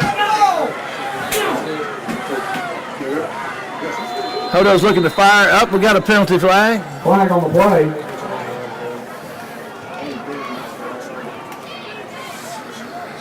And let's see what that is, Kenny. It's going to be against Wayne County. I don't know. It looked like an illegal substitution to start with, but illegal procedure. It's going to back Wayne County up. Be first and 15 for the War Eagles. Take the ball out to the 25-yard line with a first and 15. Come on, guys. That cornerback wasn't even on his man. It doesn't even snap it. Hodo's looking to throw, and he's going to fire one down here, and he's got DeJarvis Chambers, and good coverage down there, and it's going to be broken up into the end zone. So Hodo was going for 6 via air. Comes up empty. Second and 15 for the War Eagles. 9:30 to go in the Extreme Sound Security Moore third quarter. Boy, good job of coverage by the corner to peel off over there and kind of get behind Chambers, and he had position on D. Jarvis. Yes, he did. Good defense there by the Maroon Tide. Wayne County's got trips right. Hodo's going to hand the ball to Elijah Pugh, and here he comes trying to get upfield. He's going to run back down inside the 20. So he's going to get to 5 yards on the penalty back. Going to bring up about third down, about 10 for the War Eagles. I hear this said so many times on Saturdays and Sundays. You got 2 downs down here. You don't need to get it all at one time. It'd be nice if we did. It would be.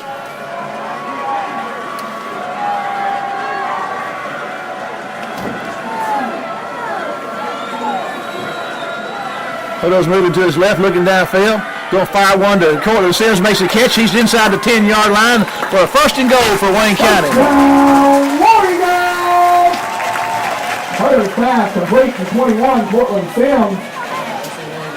Moving the ball to the Maroon Tide 8-yard line. First and goal for the War Eagles. Wayne County is threatening the first and goal. Hodo's going to hand the ball to Pugh, and here he goes running hard inside the 5. Touchdown, Wayne County. So with 8:49 to go in the Extreme Sound Security Moore third quarter, Wayne County gets their first points of the night. Well, Kenny, the offense has done what it needed to do. It came out and took the opening possession of the second half and drove down the field and got 6 points. Now Palmer is on the and will carry on the kick to make it so get the 7 points here.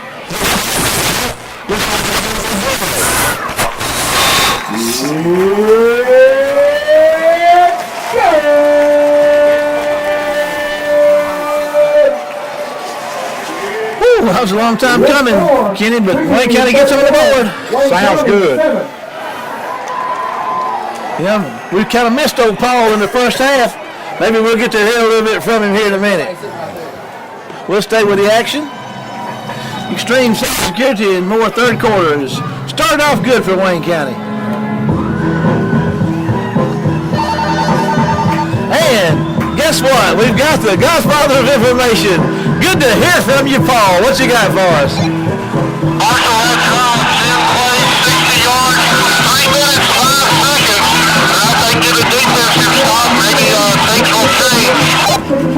Well, that's a good way to start it, Paul. Now, if we just keep it going. Thanks so much, and we hope to hear from you again often here in the third quarter.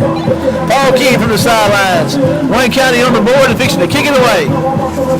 This is it. They kicked off in the first half, and to start the game, and the Maroon Tide had a big return and put themselves in business deep in War Eagle territory. Let's see if Wayne County can cover a little better right here, and they're going to kick one down here. It's going to pooch it, and it's going to be caught at about the 20-yard line, and they put the ball on the ground, and Wayne County misses the return man, and they're going to get him at the 25-yard line, so that's a little bit better start for the War Eagle defense to have the Tide backed up inside or at the 25-yard line. So here comes Ollie and Jones and company for Wayne County.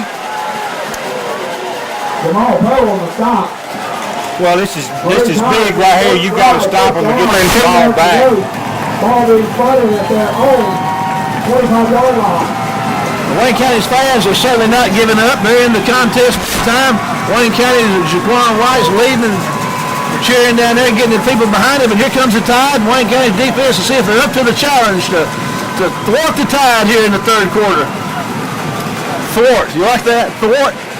There's a run up the middle, and they're going to get a hard-fought 5 yards on first down. And Guido up the middle, and we got an injured War Eagle on the field.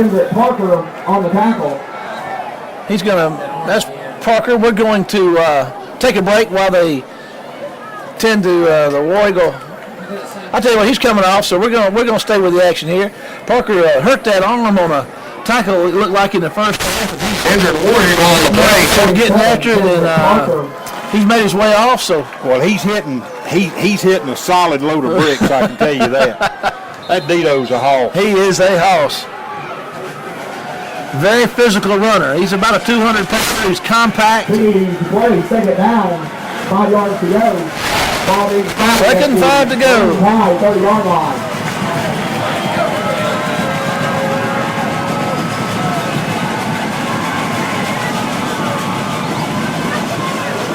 There's a toss to the other around the right side. Oh, what a play! Keyshawn Cooney comes up and drops Dito for a big loss. Keyshawn came off that edge and off that corner and crashed through there. I guess that's a corner blitz, Kenny. What a great play, and now you got them at 3rd and 10, and you sure don't need to give up anything big here. Get this football back. But if you Picayune, you're not sweating a lot yet. Yeah. You still got a 4-score lead.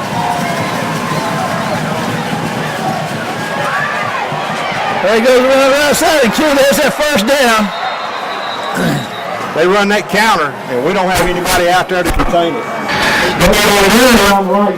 Had them backed up there and had a good position, but the Tide fights their way out for a first down out across their own 45-yard line for a 1st and 10 from the 46-yard line.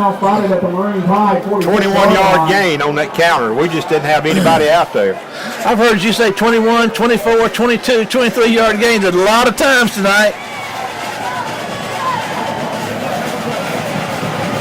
And you had 2 other big plays that just sort of go to waste there when you give up all that yardage on one play. Give him about 2 or 3 yards on first down. DeAndre Anderson, the Maroon Tide ball carrier, moving the ball to the Maroon Tide 48-yard line. It's about a 1 yard, 2 yard gain. 7:09 to go in the Extreme Sound Security Moore third quarter.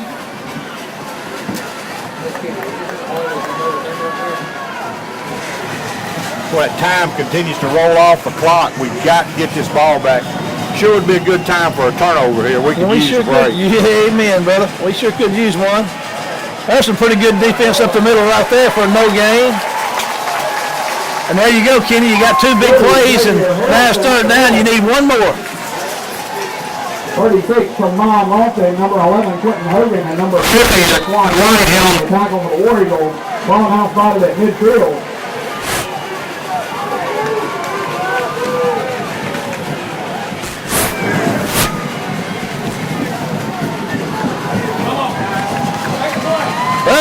at the 50-yard line. Let's see if Wayne County can get this ball back.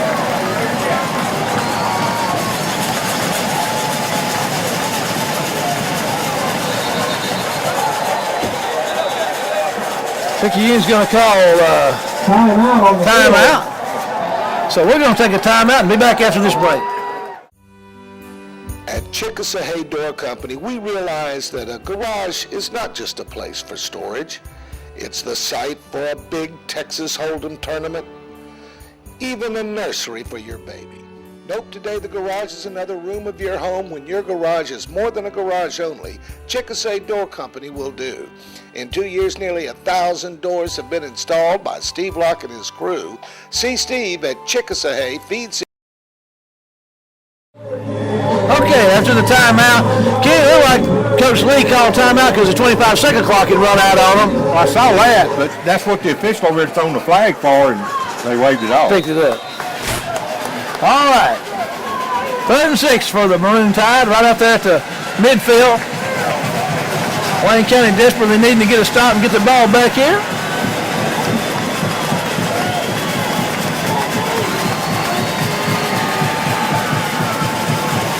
There's a toss to Dito, and there he goes, Kenny. First down.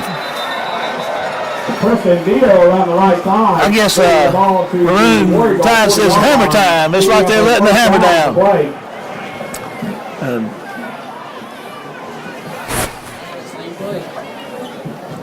First down for the Maroon Tide at the 40 of the War Eagles. 6 minutes to go in Extreme Sound Security More third quarter. We just do not have an answer for them hitting the edges out there. And they have worked on that all week. I mean, Coach Mangum and his crew on the defensive side spent an awful lot of time working on it, and Picayune can just run it whether you want to see it or not. And there's Dito for 3 or 4 yards up the middle on first down for the Tide. And they're using that clock up and gaining yards. 3-yard carry on the play. 2nd down and 7 for the Maroon Tide.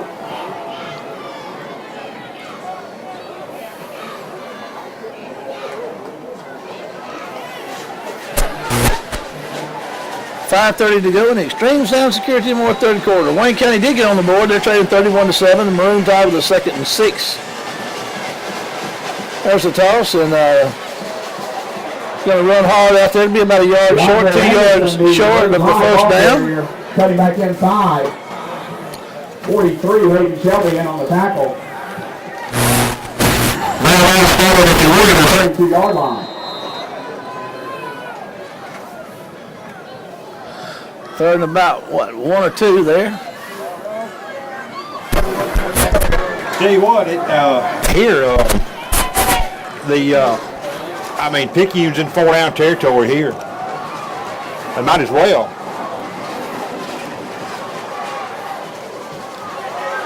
And there's pretty good defense right there. And Ron Lawley and company going to make a big stop. Got a yard on it, Kenny, so it's 4th and 1. 90, Ron Lawley. 4th down. Another 4th down. You know, the Tide was able to convert on 2 of these in the first half. And they're certainly going to go for it again. 4th and less than a yard probably here for the Maroon Tide. Down and a yard to go for the Maroon Tide.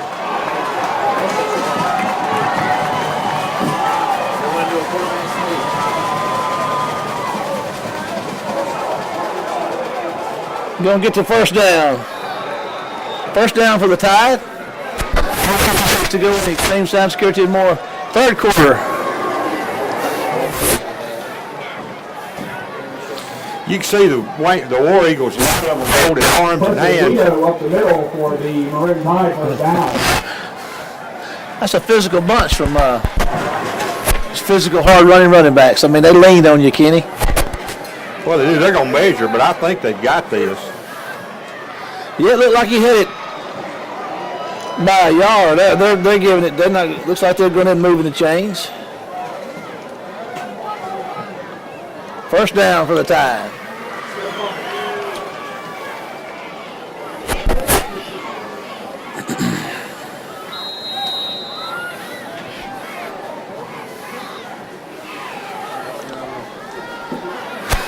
25-second clock is running. It's down to 15 seconds. Game clock at 3:44 on the third.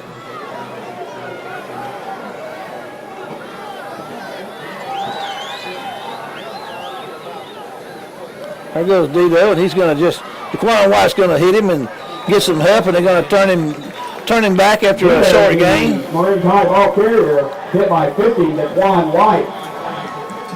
Number 36, Tremont Lofton in on the tackle as well. It's a short gain, give him less than a yard. Second down, 9 yards to go for the Maroon Tide.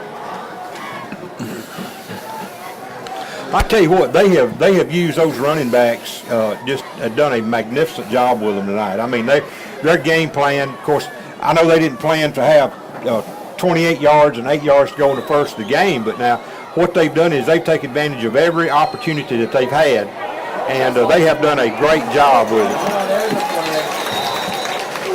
One kind of stops him, but there's no game, but there's a flag on the play. 44, Davion Green around the right side. Flag on the play. 59, Larry Carter checks in. Looks like it may be against the Maroon Tide. That's a rare bird for the night. They have played pretty much mistake-free football. Holding is the call against the Maroon Tide. 10-yard penalty from the spot. Takes the ball back to the 39. Replay, second down. 2:36 to go in the quarter, though. 25-second clock is down to about 15 seconds. And, of course, the Tide's not going to be in any hurry to get it off till it probably gets inside 10 or 5 anyway. It's inside 10 now. We'll be lucky to get the ball back in the third quarter.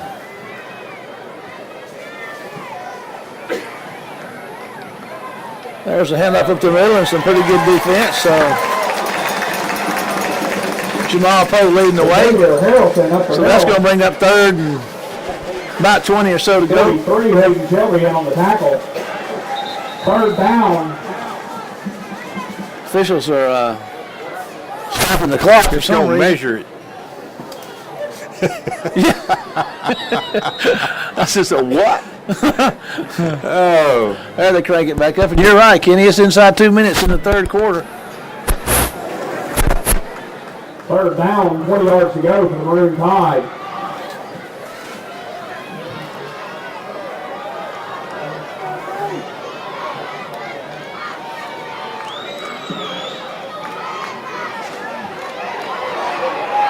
Okay, they had him, but they let him get away, but it's going to get down to the 30, and he's still going to be 4th and 10 for the Maroon Tide. And 32, Jamal Poe, and 14. You know, if I'm the Tide, I mean,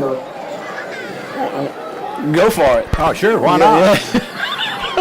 I mean, you know, they've pick up 10 yards on the play, setting up a 4th down, 10 yards to go for the Maroon Tide. Good time to run that counter again. Yeah.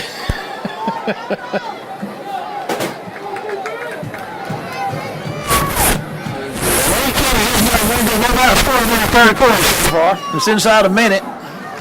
It's inside 10 seconds on a 25-second clock. So Wayne County, if they can stop them, they will get the ball back in the third quarter, but they won't have it long.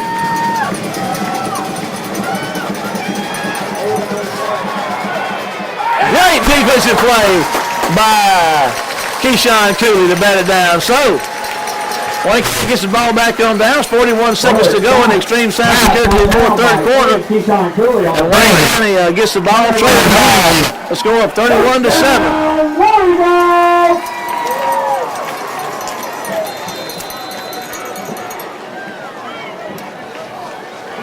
So here comes Hodo and company. First down and 10 from their own 30-yard line. Hodo takes a snap and he hands it to Elijah Pugh, and he goes around the left side. He's at the 30, looking for somewhere to go, working his way out of bounds after about a 5-yard gain. Stops the clock at 33 seconds to go with the extreme sound security and more third quarter. Nice gain on first down. 35-yard line. About 5 yards on the carry, so 2nd and 5 from Wayne County. Looks like they, almost just gave him 4. There's Hodo keeping it. He's looking for somewhere to go, and they're going to get him after about a yard gain. So that's going to leave up third down and about 4. Pick up on the yard on the play.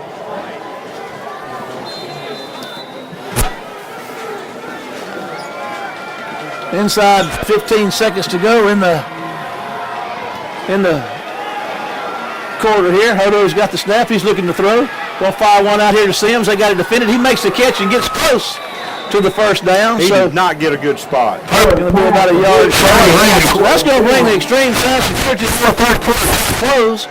So Wayne County was able to get a score of 7 points and keep the tide off the board in the third quarter. So after 3, it's 31 Picayune, Wayne County 7. We'll take a break and be back after this word. There was a bee in the car. I got distracted. He panicked. I didn't panic. Panicked. Oh, there's a bee in here. Get it out. Take the wheel. It's in the back seat. Coming at me. Clearly panicked. I didn't panic. A little panicked. Well, it looks like the damage was minimal, so just leave everything to me. We'll get you a rental car, we'll get your car fixed, and you guys will be good to go. So, we're good. Great. Bzz. For a plan built just for you, contact Kenny Odom in Waynesboro. Welcome back to the Alpha Insurance. Red Apple, fourth quarter. Wayne County down 31-7 with a 4th and 1 to go. From inside their own 40. And Kenny caught it. They got the big package out there to try to muscle their way across 40 for a first down. And let's see what happens. There's the handoff, and there goes Elijah Pugh. Here he goes to the 40. He goes to 30. Inside the 10. Down to the 1 yard line, 2 yard line. Wayne County starts his fourth quarter, rolling down inside the 5 yard line. So first down Wayne County. What a big play, Kenny. Well, it was, and once he broke there, everybody on the line scrambled with anybody else there. 2 yard line. And they're staying, 59-yard run. They're staying with the big package, Kenny. That puts Benito Jones and Jamal Poe in the backfield behind Hodo, but in front of Pugh.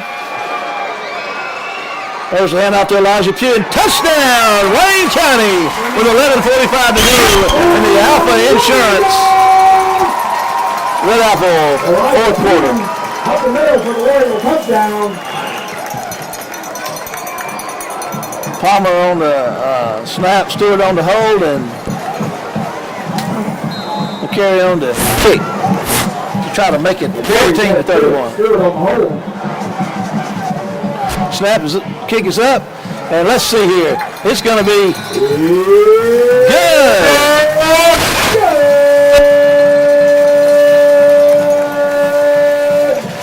So Wayne County's been playing some defense here in the second half, so they got 14 points on the board, trading 31-14. If you have lost a set of keys, we'll stay with it. If you have lost a set of keys tonight, we have found a set of keys, and you will report to the press box.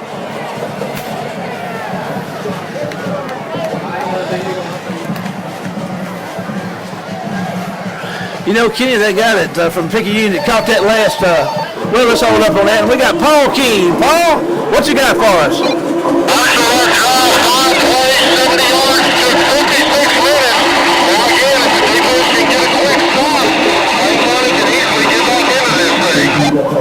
Paul, we appreciate it. This second half started going better, but still got a long way to go. But again, hope to hear from you soon. Thank you, Paul.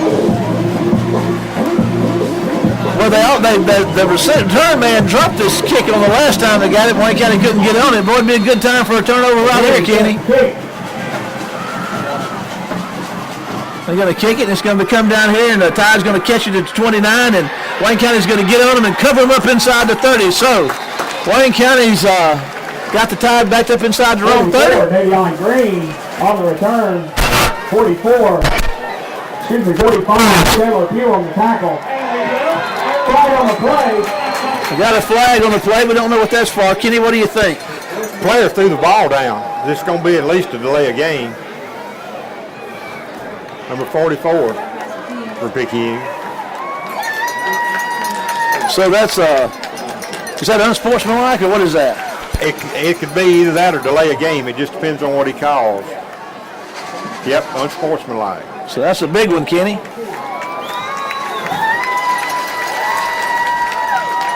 So that's going to back him up inside the 15, so first and 10 from inside the roster. Wayne County with 11:40 to go in the contest, and the Alpha Insurance Red Apple fourth quarter.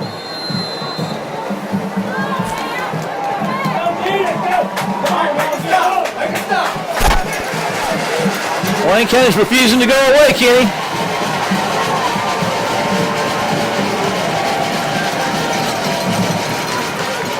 There's a toss to Dito. He hits upfield, and they're going to reel him in down there for a short gain. 33, Preston Dito on the run for the Maroon Tide. Glenn Terrell, number 52, checks in for Wayne County. Give him maybe 2 yards on that carry. Well, the thing is now, with the fourth quarter and the clock running, you got to get that ball back as quick as you can.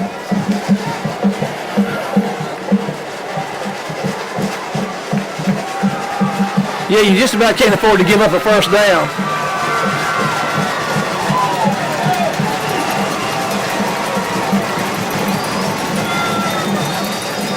There's that, there they go, Kenny around the right side and breaks it for a hold out there. It's going to come back. He's going down the field. Pinell's giving chase. He'll catch him. He cuts back inside for one, but it's coming back, like you said, Kenny. Flag on the play. Holding is the call against the Maroon Tide. Remaining the Maroon Tide touchdown. Well, Picayune fell a little cocky now, aren't they? Yeah. Rolling into the end zone. And that was coming back. Holding is the ball. 2-yard penalty in the front of the foul. The replay, second down. You gotta, I tell you what, Kenny, they can run that football. Okay, they sure can. It's going to be a half the distance, so it should put the ball on the, well, it puts it on the 10, actually. Get down and let's see what they got at mark. 14 to go. 14. Yeah, ball's right there at the 10, like I said, 10:29 to go in the Alpha Insurance Red Apple fourth quarter. Wayne County down 31-14.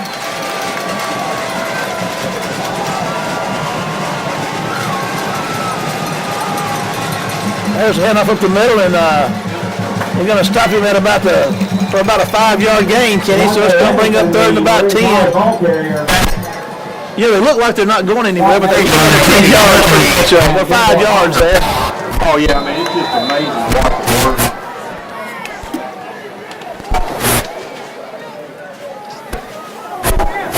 Picked up 6 yards, so it's 3rd and 8. They've been ripping us on 3rd and 8. They have. Boy, we need a big stop here.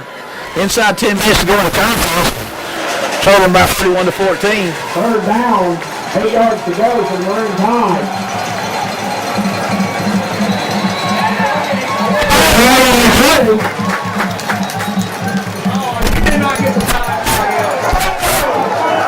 The clock ran out, and that's twice on a flag, Kenny, as the 25-second clock ran out, and they call timeout, and let's see if they're going to enforce this one or pick it up and wave it off again.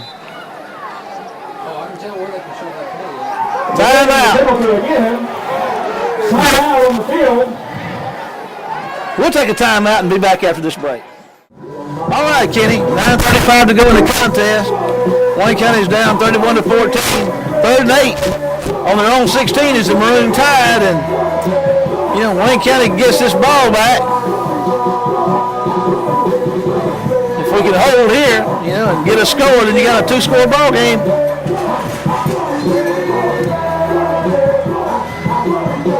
And here comes the Tide. How many timeouts they got left they can call? He can bail himself out one more time.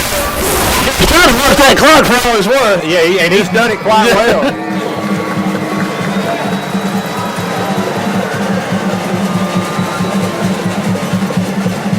There they come, Kenny. Here he goes. There's your first down and then some. No flag on this play, so that looks like the Tides. Well, there is a flag. Should be another hold or block in the back.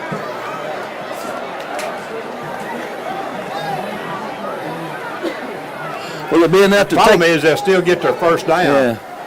That was going to be my question. Would they still get the first? And unless it's against Wayne County. I believe it is. Personal foul. Here's the call against the War Eagles. 15-yard. Yeah, I got to say this about Wayne County. They have not quit. Ball now spotted at the War Eagles. They have not quit. They will not go quietly into the night.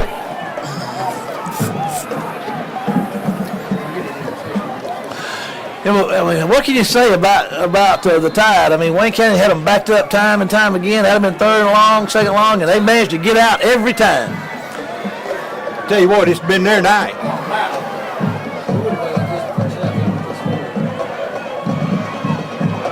And there goes Dito around the left side, and I mean, he put his head down and just, I tell you what, DeCarlos Walker came up here and hit him. It cost him his helmet, though. On the left side, met by 14, DeCarlos Walker on the play.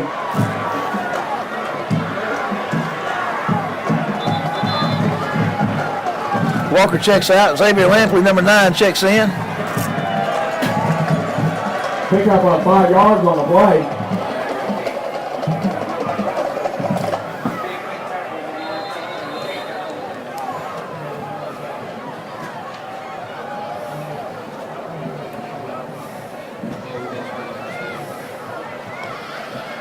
$8:42 to go in the Alpha Insurance Red Apple fourth quarter and the contest. Wayne County down 31-14, and the Tide marching down inside Wayne County territory yet once again. First time in the second half they've been able to get down here.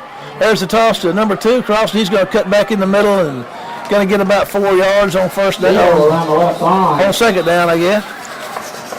Walker checks back in.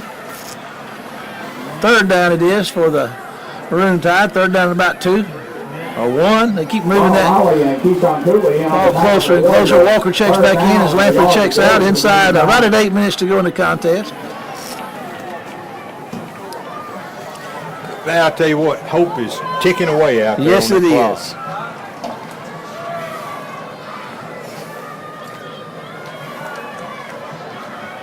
There's a quarterback sneak, and he's going to get themselves a first down for the Maroon Tide. Shot on the quarterback keeper up the middle for the first down.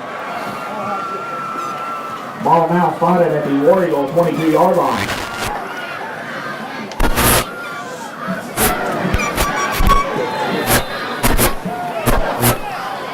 It looks like the War Eagle faithful are starting to make their way toward the game. Probably a good move. We got less than 7 minutes, 38 seconds. It just, Picayune has just had control of this football game all the way through.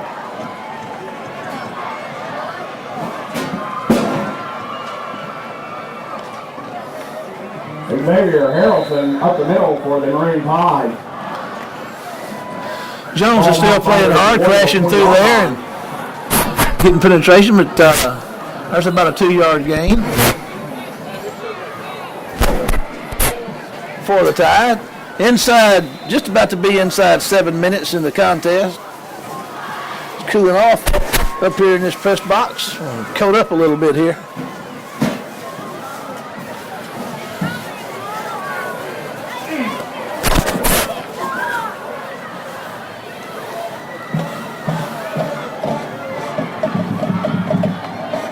Well, there's a little flag on the play. Procedure call, I suppose. 6:46 to go in the contest. Wayne County down 31-14. Red Apple Alpha Insurance. Start is the call against the Maroon Tide. Okay. 5-yard penalty for replay, second down.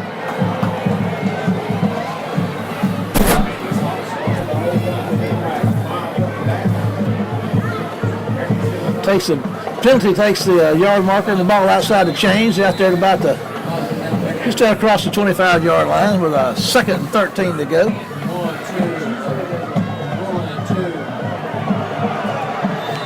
But Nito Jones came across the line. They're going to call Benito being offside. A hard charge and track the running back down on the other side of the line of scrimmage. And what they called him for being offsides? Were you going off there? I heard something ring.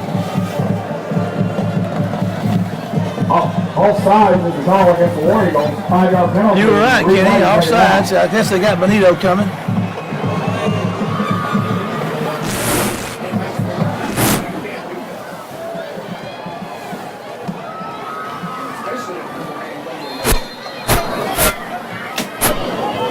They got them back inside the chain, second down and about 8 to go, 9 to go. 6:26 to go in the contest, 15 seconds on the 25-second clock.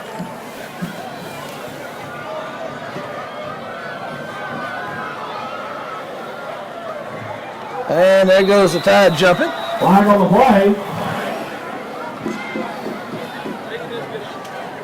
False start is the call against the Maroon Tide. 5-yard penalty, replay, second down. And it's what, 5-yard penalties.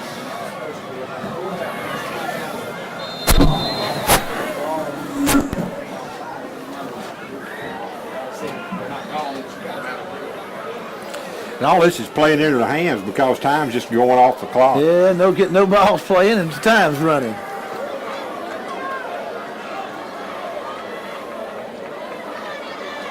There's the toss, and he goes around left side, gets upfield, and they're going to run him out of bounds over there just about the 20-yard line. I believe that might have been Denzel Bonner, number 44 on the stop. Third down, about 8 to go. 44, Denzel Bonner on the stop. Ball now spotted at the Warrior 20-yard line. Third down, 8 yards to go.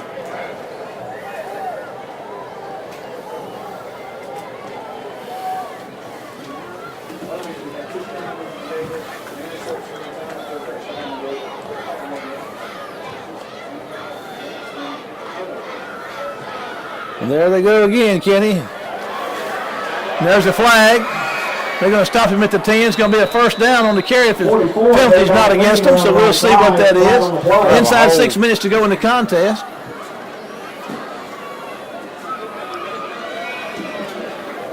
Holding as the call. There you go to the hold against the Tide. Back him up.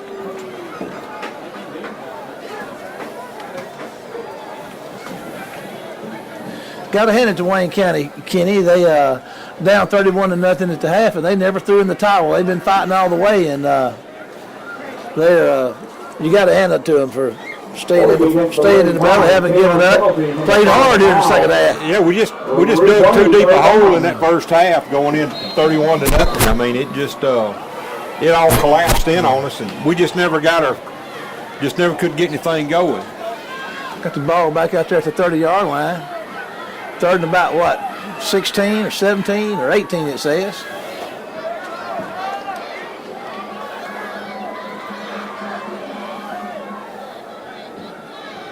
There's the handoff straight ahead of Dido, and he's going to get about 5 yards. Going to bring up fourth down and about 14 or so. Fourth down for Maroon Tide. Ball game at 5:14 to go in the Alpha Insurance Red Apple fourth quarter. 25-second clock is on the tick, down inside 20 seconds now. Timeout on the field. Let's see, there's a timeout, and let's see who called that one. Wayne County, I think. Wayne County takes a timeout, so we'll take a break and be back. The Scoreboard is the only sports and entertainment restaurant in Waynesboro and surrounding towns. Our arcade has over 20 gaming machines, pool tables, and so much more. Our menu has appetizers, burgers, salads, po' boys, steaks, the best in town. Book your child's birthday party or event in our large, spacious upstairs hall. It's football season. Come watch your favorite college or NFL team on one of our large screen TVs. Fun for the entire family. The Scoreboard on Azalea in Waynesboro. Welcome back to the Alpha Insurance Red Apple fourth quarter. 5:07 to go in the contest. Wayne County trailing the Maroon Tide 31-14. The Tide with a 4th and 14 to go on the War Eagle 26.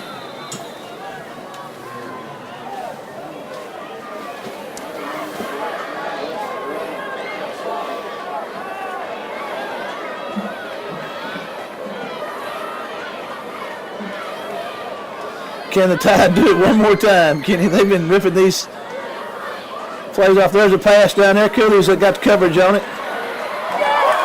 He makes a pick in the end zone, so what will that do? Bring it out into the 20? Yeah. Scott. So we'll lose 6 yards on over on down. By number 3. Well, I'll keep you with your stats. We're going to be starting on the 20. So 5 seconds to go in the game. Wayne County's got the ball back. Trading 31-14, and here come the War Eagles. You think they're going to be running some, go ahead to pedal on the metal here, Kenny? I think if they don't, this one will be over here in just a few more minutes.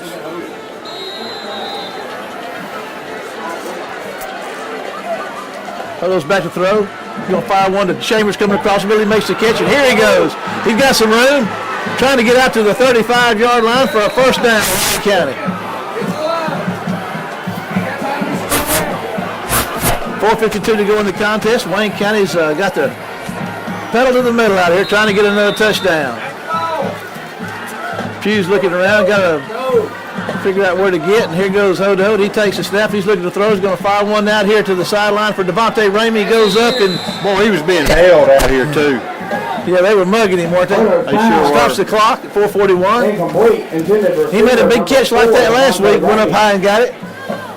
Setting up, second down. And he went airborne for that one, but couldn't really. And Rameek Wallace, number 19's in.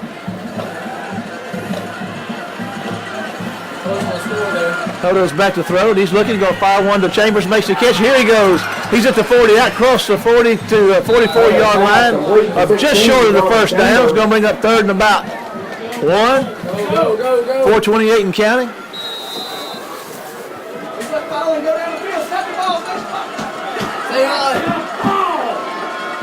Hodo's back to throw. Got some time. Going to get on his horse. They're going to fire one down here to. Couldn't see who that was trying to make the catch. Trying to get it to Pugh. Stops the clock. 4th and 1 for Wayne County.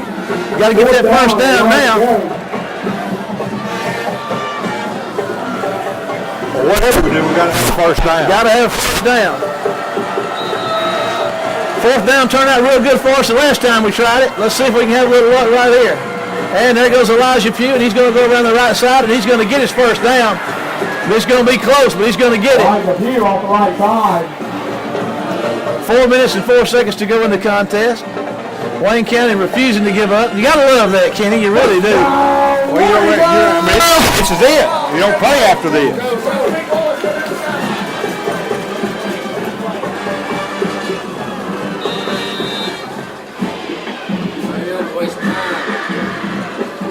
Hodo's back to throw. Going to fire one out here. There's Pugh. He's got the ball. And they're going to reel him in out there at the 48-yard line. Hodo's pass complete to 7, Elijah Pugh. 3:46 in counting. Wayne County's working hard to get out to midfield and get some more points on the board.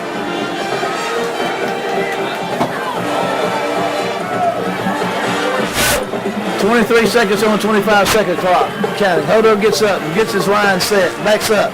2 receivers out both ways. He's going to fire one across the middle there. Oh, he was trying to get it to Chambers and seemed to be a little off the mark there. He stops the clock with 3:21 to go in the Alpha Insurance Red Apple 4th quarter. Third down. 6 yards to go. Espedy Jordan Jr. checks in for first action of the night. Elijah Pugh checks out to catch a break. Catch a breather. Wayne County's looking at a 3rd and about 7 here. Hodo's looking to throw, and he's going to fire one down there, and just behind, foul on at the 40-yard line. Going to bring up 4th down for the War Eagles. Receiver 22, Deshaun Fallon. They have a 4th down and 6 to go for the Warriors. 4th and 6 for Wayne This will be County. the ball game here.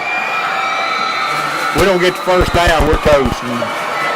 Yeah, as long as we got the ball, we got a chance. We got to get inside the 45 of Picayune.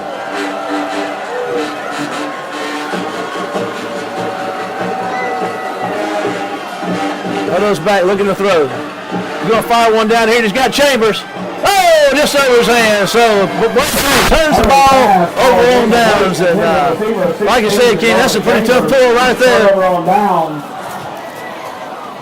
That just might do it.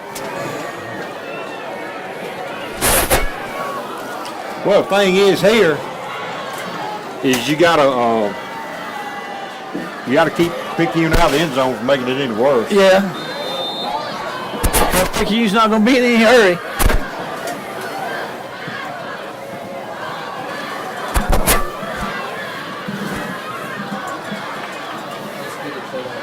14, Wayne County, 31, Maroon Tide.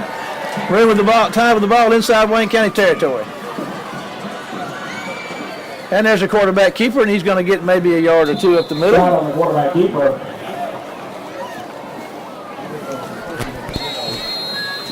Pick up of a yard on the play. DeQuan White on the tackle for the War Eagles.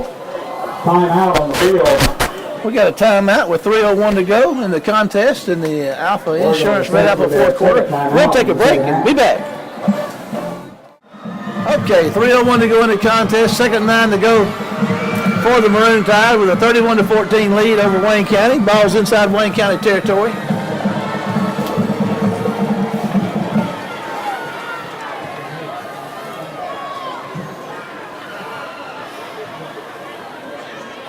And there's a handoff, and Wayne County's going to stop him hard after about a 1-yard gain. Inside 3 minutes to go now in your contest. Third down for the Tide. Third, we'll say 8. And Denzel Bonner on the play. Timeout on the field. Another timeout.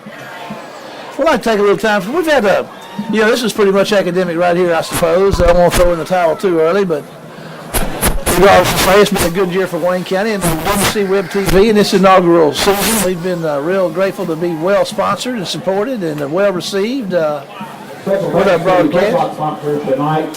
We'd like to certainly appreciate all of our sponsors that have made this possible and our presentations on the delayed broadcast possible. And certainly for Ken Robertson and Mr. Caldwell, who do our video work and their editing work and put everything together. They've done a good job of working with some of the Wayne County High School students to on the video board as well. Sekedrick Blakely and Kelly Hutcherson have done a wonderful job with the video board this year. It's a new venture for us, and it's been well received. So it's been well, I've enjoyed it. It's been a lot of fun. It has been a lot of fun, and we love it, and you live to fight another day, but the next day we'll be fighting. We'll be with us in the town next year to kick the season off. Only 9 months away. Be here before you know it. 3rd and 8 to go for the Tide. And there's the handoff, and around the left side he goes again, Kenny. How many times has that happened to us? That's a first down in the ball game right there. Davion Green around the left side, stopped by 44. We had just not had an answer for that all night. And number 3, Keyshawn Cooley.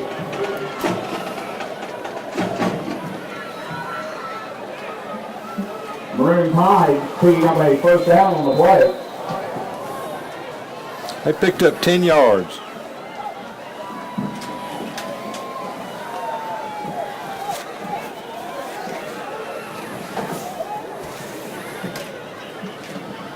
Inside 2 minutes. 1st and 10 for the Tide.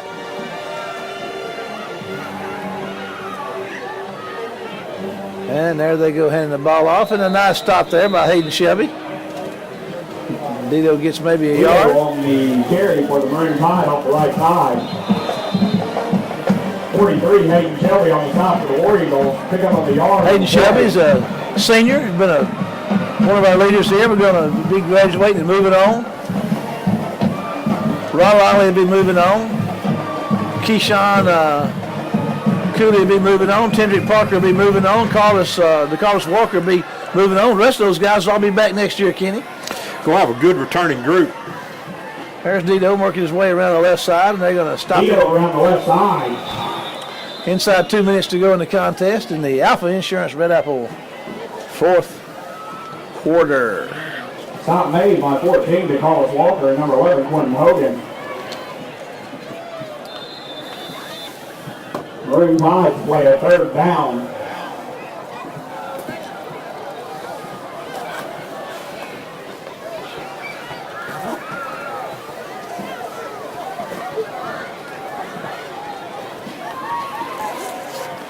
Inside a minute. So looks like the Maroon Tide's going to be playing for a South State championship next week somewhere. DeAndre Anderson. I'd say they'd have a pretty good chance of winning that thing, Kenny. Oh, I think they do. Law was winning big over Brookhaven halftime. Inside a minute. For the Maroon Tide.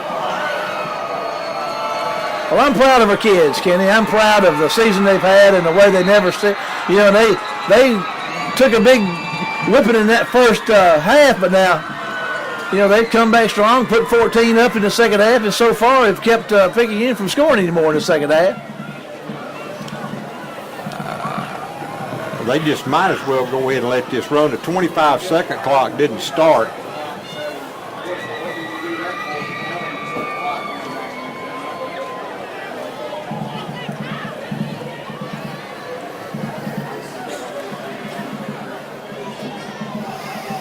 And here comes the Maroon Tide, which what could be. No, they've got a foul up between the game clock and the 25-second clock. They never started the 25-second clock.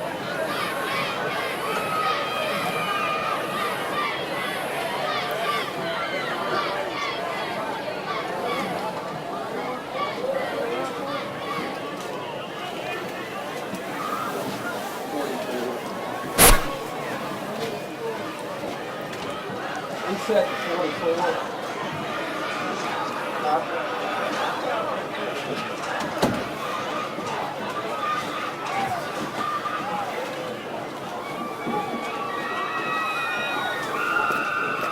Well, and now the clock's running.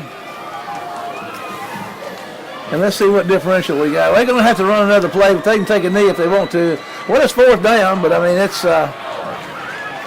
fourth down.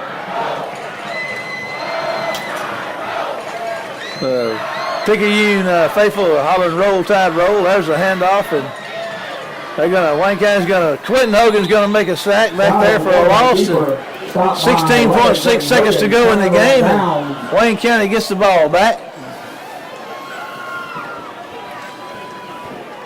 not going to mean a whole lot here. Even if we do score, it'll look better in the newspaper.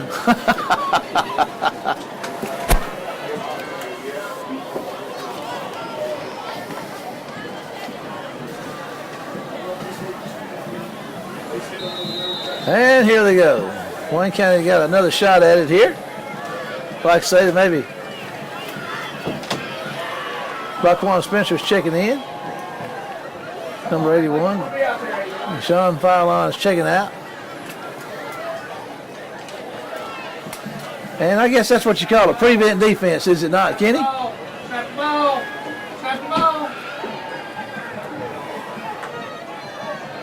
And Hodo's back to throw. Going to fire one to the Jarvis Chambers coming across the middle, and here he goes. And he's fun to watch, Kenny. We don't get to see him do this much more. This is the last time probably we'll get to see it. Goes out of bounds with 6 seconds. He's had a great year, I guess you could call it a career. Here's the Wayne County High School War Eagle. First down, pickup. Got a flag on the play. Got a late hit out of bounds. Had a block in the back, so this whole thing may come back.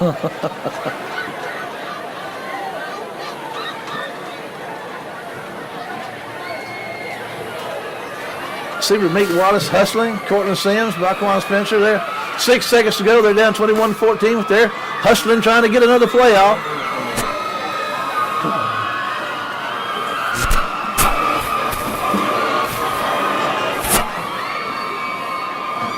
That's a great display of sportsmanship down there between the Jarvis and the defensive back.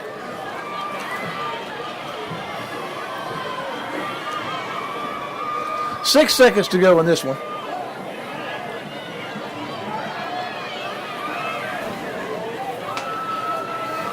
Personal foul is the call against the War Eagles. The officials have had a hard time keeping track of this thing from the get-go. So there's been a lot of standing around talking through this whole thing. Of course, I'm not saying that had anything to do with the outcome of the game. That's just an observation. Against the Maroon Tide. First down for the War Eagles.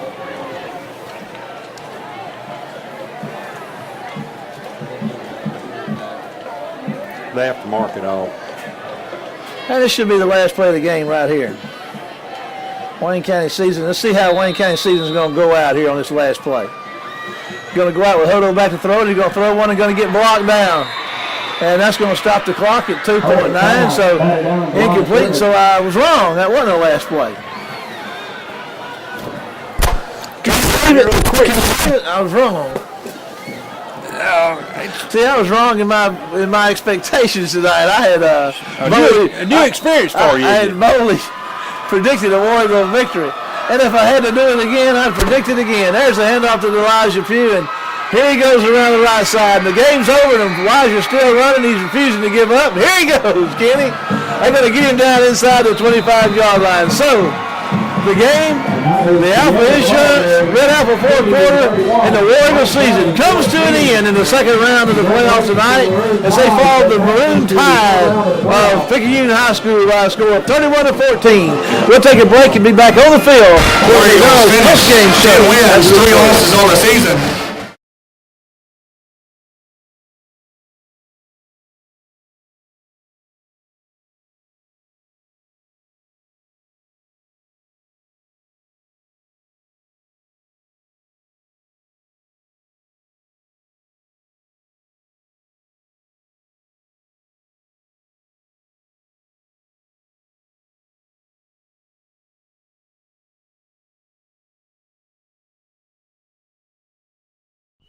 Welcome to the McDonald's post-game show and the head coach of the War Eagles, Coach Todd Mangum. Coach Mangum, you know, what can you say? It didn't quite turn out like any of us wanted it to, and I know certainly you as much as anybody, but we came out in the first half and had some little trouble getting going, and the Tide took advantage of some opportunities. Oh, no doubt, and good football teams will do that. We dug ourselves a deep hole, you know, with turnovers and then not making stops on defense, the opening kickoff. I mean, it was just anything other than somebody getting struck by lightning happened in the first half, and just dug ourselves a deep hole. But told the guys at halftime that I want you to come out and play hard, and let's win the second half. And we did that. They didn't score, and we scored twice. We didn't win the game, but this team never quit, and that's one thing that I'm proud for them. That's one thing that we noticed up there calling it from the press box is that they never did quit. And even down here, you know, on the very last play of the game, as time was running out, everybody was hustling, trying to get the line. Elijah was giving everything he could to get in that end zone. DJ on the jarps on that pass down here. So, you know, it's a tough one. It's been a good year, though. I mean, you know, it's over now, but you'll have an opportunity to come a long way this year from where we started. Well, we have. I'd rather be 10-3 than 3-10. Yeah. And that's a positive. You know, back-to-back region champions. You know, that's something that this team can be proud of. But you know, we've got to come back. You know, these 3 weeks before Christmas and get some work done, and come back after Christmas and start for the 2014 season, because it'll be here before we know it. Well, it's like Kenny was said in the press box, if there's only 9 months away till Oak Grove comes to town and get to start off with them. You know, you got a young bunch. You got a bunch of folks coming back. Yeah, we do. Got some valuable guys that we'll miss, those seniors that we'll miss, you know, on the offensive line and the backfield, receivers. You know, we've got some guys we're going to miss there, some guys up front defensively and linebacker and in the secondary. But we do have a good group coming back. We do. And we've got some guys that I know that'll come back, you know, and want to work hard and want to pick up where we left off, because we'll have this right here, you know, will be bitter to us for a while. And it'll be bitter to us till we get our next win, and that'll be the next game that we play. There you go, Coach. Congratulations on a great year. We appreciate all you do. Get to your charges, and we'll probably see you for a season review show before too long. We appreciate you. We're going to take a break, and we'll be back with more McDonald's postgame show after this word.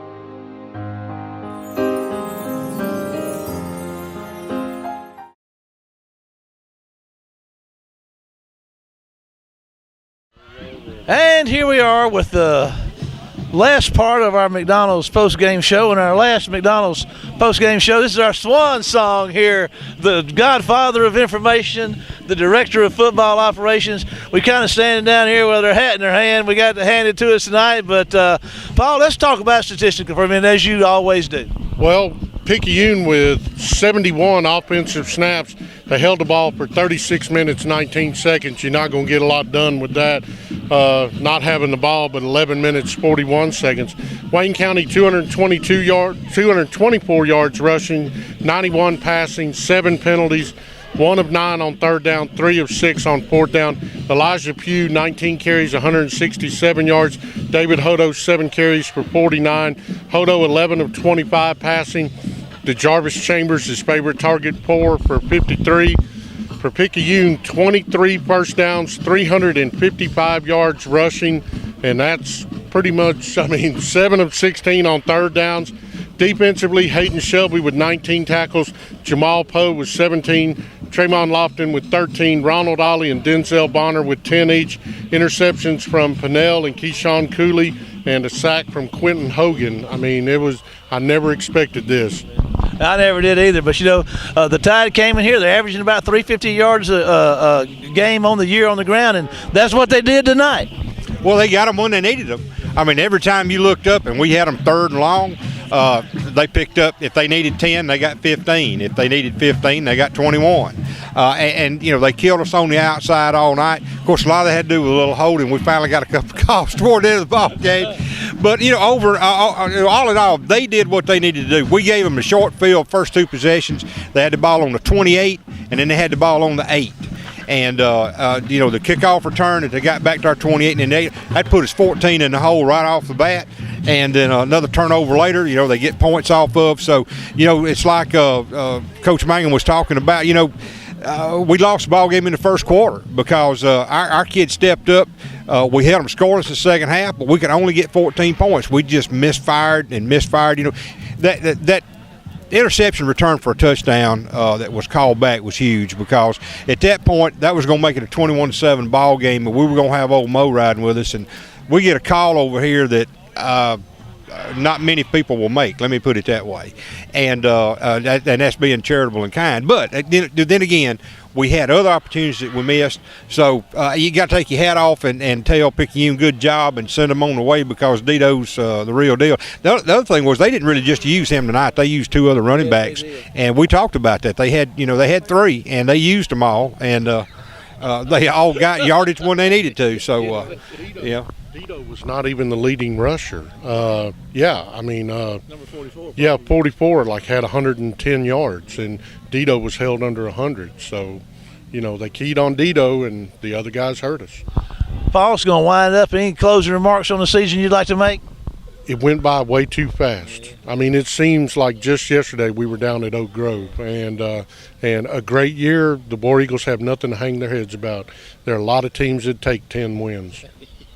Kenny, anything to close it out this year? It's been a lot of fun.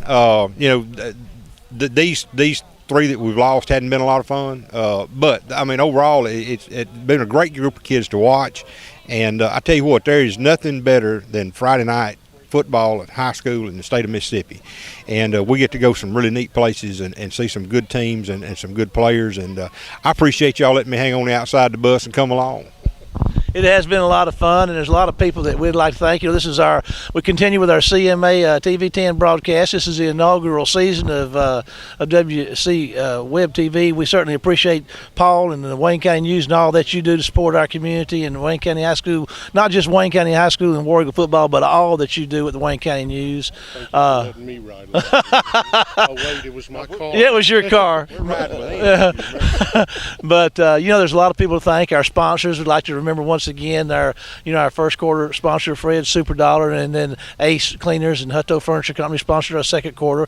Bank Core South halftime show, First State Bank pregame show, Extreme Sound Security and more third quarter, the Alpha Insurance and Red Apple fourth quarter, and of course the McDonald's postgame show. And I'd be remiss if I didn't once again thank Ken Roberts and Rebecca Caldwell for all the work they do with our videography and our productions, and it's just been a great year, and we appreciate it. So for the godfather of information, the Director of Football Hey, Operations. and let me remind you, when we come in here next year, there's going to be a brand new field house we're going to be using over here to go with our new Jumbotron. That's true. We got a lot to look forward to. I'm Marshall Wood, and we're going to tell you we're going to see you next year for some more Wayne County High School War Eagle football. See you then. It's real simple. You got 2 more quarters and that's it. Now, most of you have been playing this game for 10 years. You got 2 more quarters, and after that, most of you will never play this game again as long as you live. I want you to take a moment, and I want you to look each other in the eyes. I want you to put each other in your hearts forever, because forever is about to happen here in just a few minutes. I got my fans in the stands, my team on my back, my family in my heart. I put my city on the map. See, I'm cool with my school, but I know I can do better. I checked the mail yesterday and not one college letter, not one college offer after all this hard work. I'd be telling you a lie if I said it didn't hurt. So how do I stay focused in this game called life? And do I have a fair chance when this world's so shite? See, we all pay a price. I got some things on my mind, but I need to regain my focus, cause it's game time. Give all, leave nothing. In the end I gotta choose. Clear eyes, full heart, I can't lose. Clear eyes.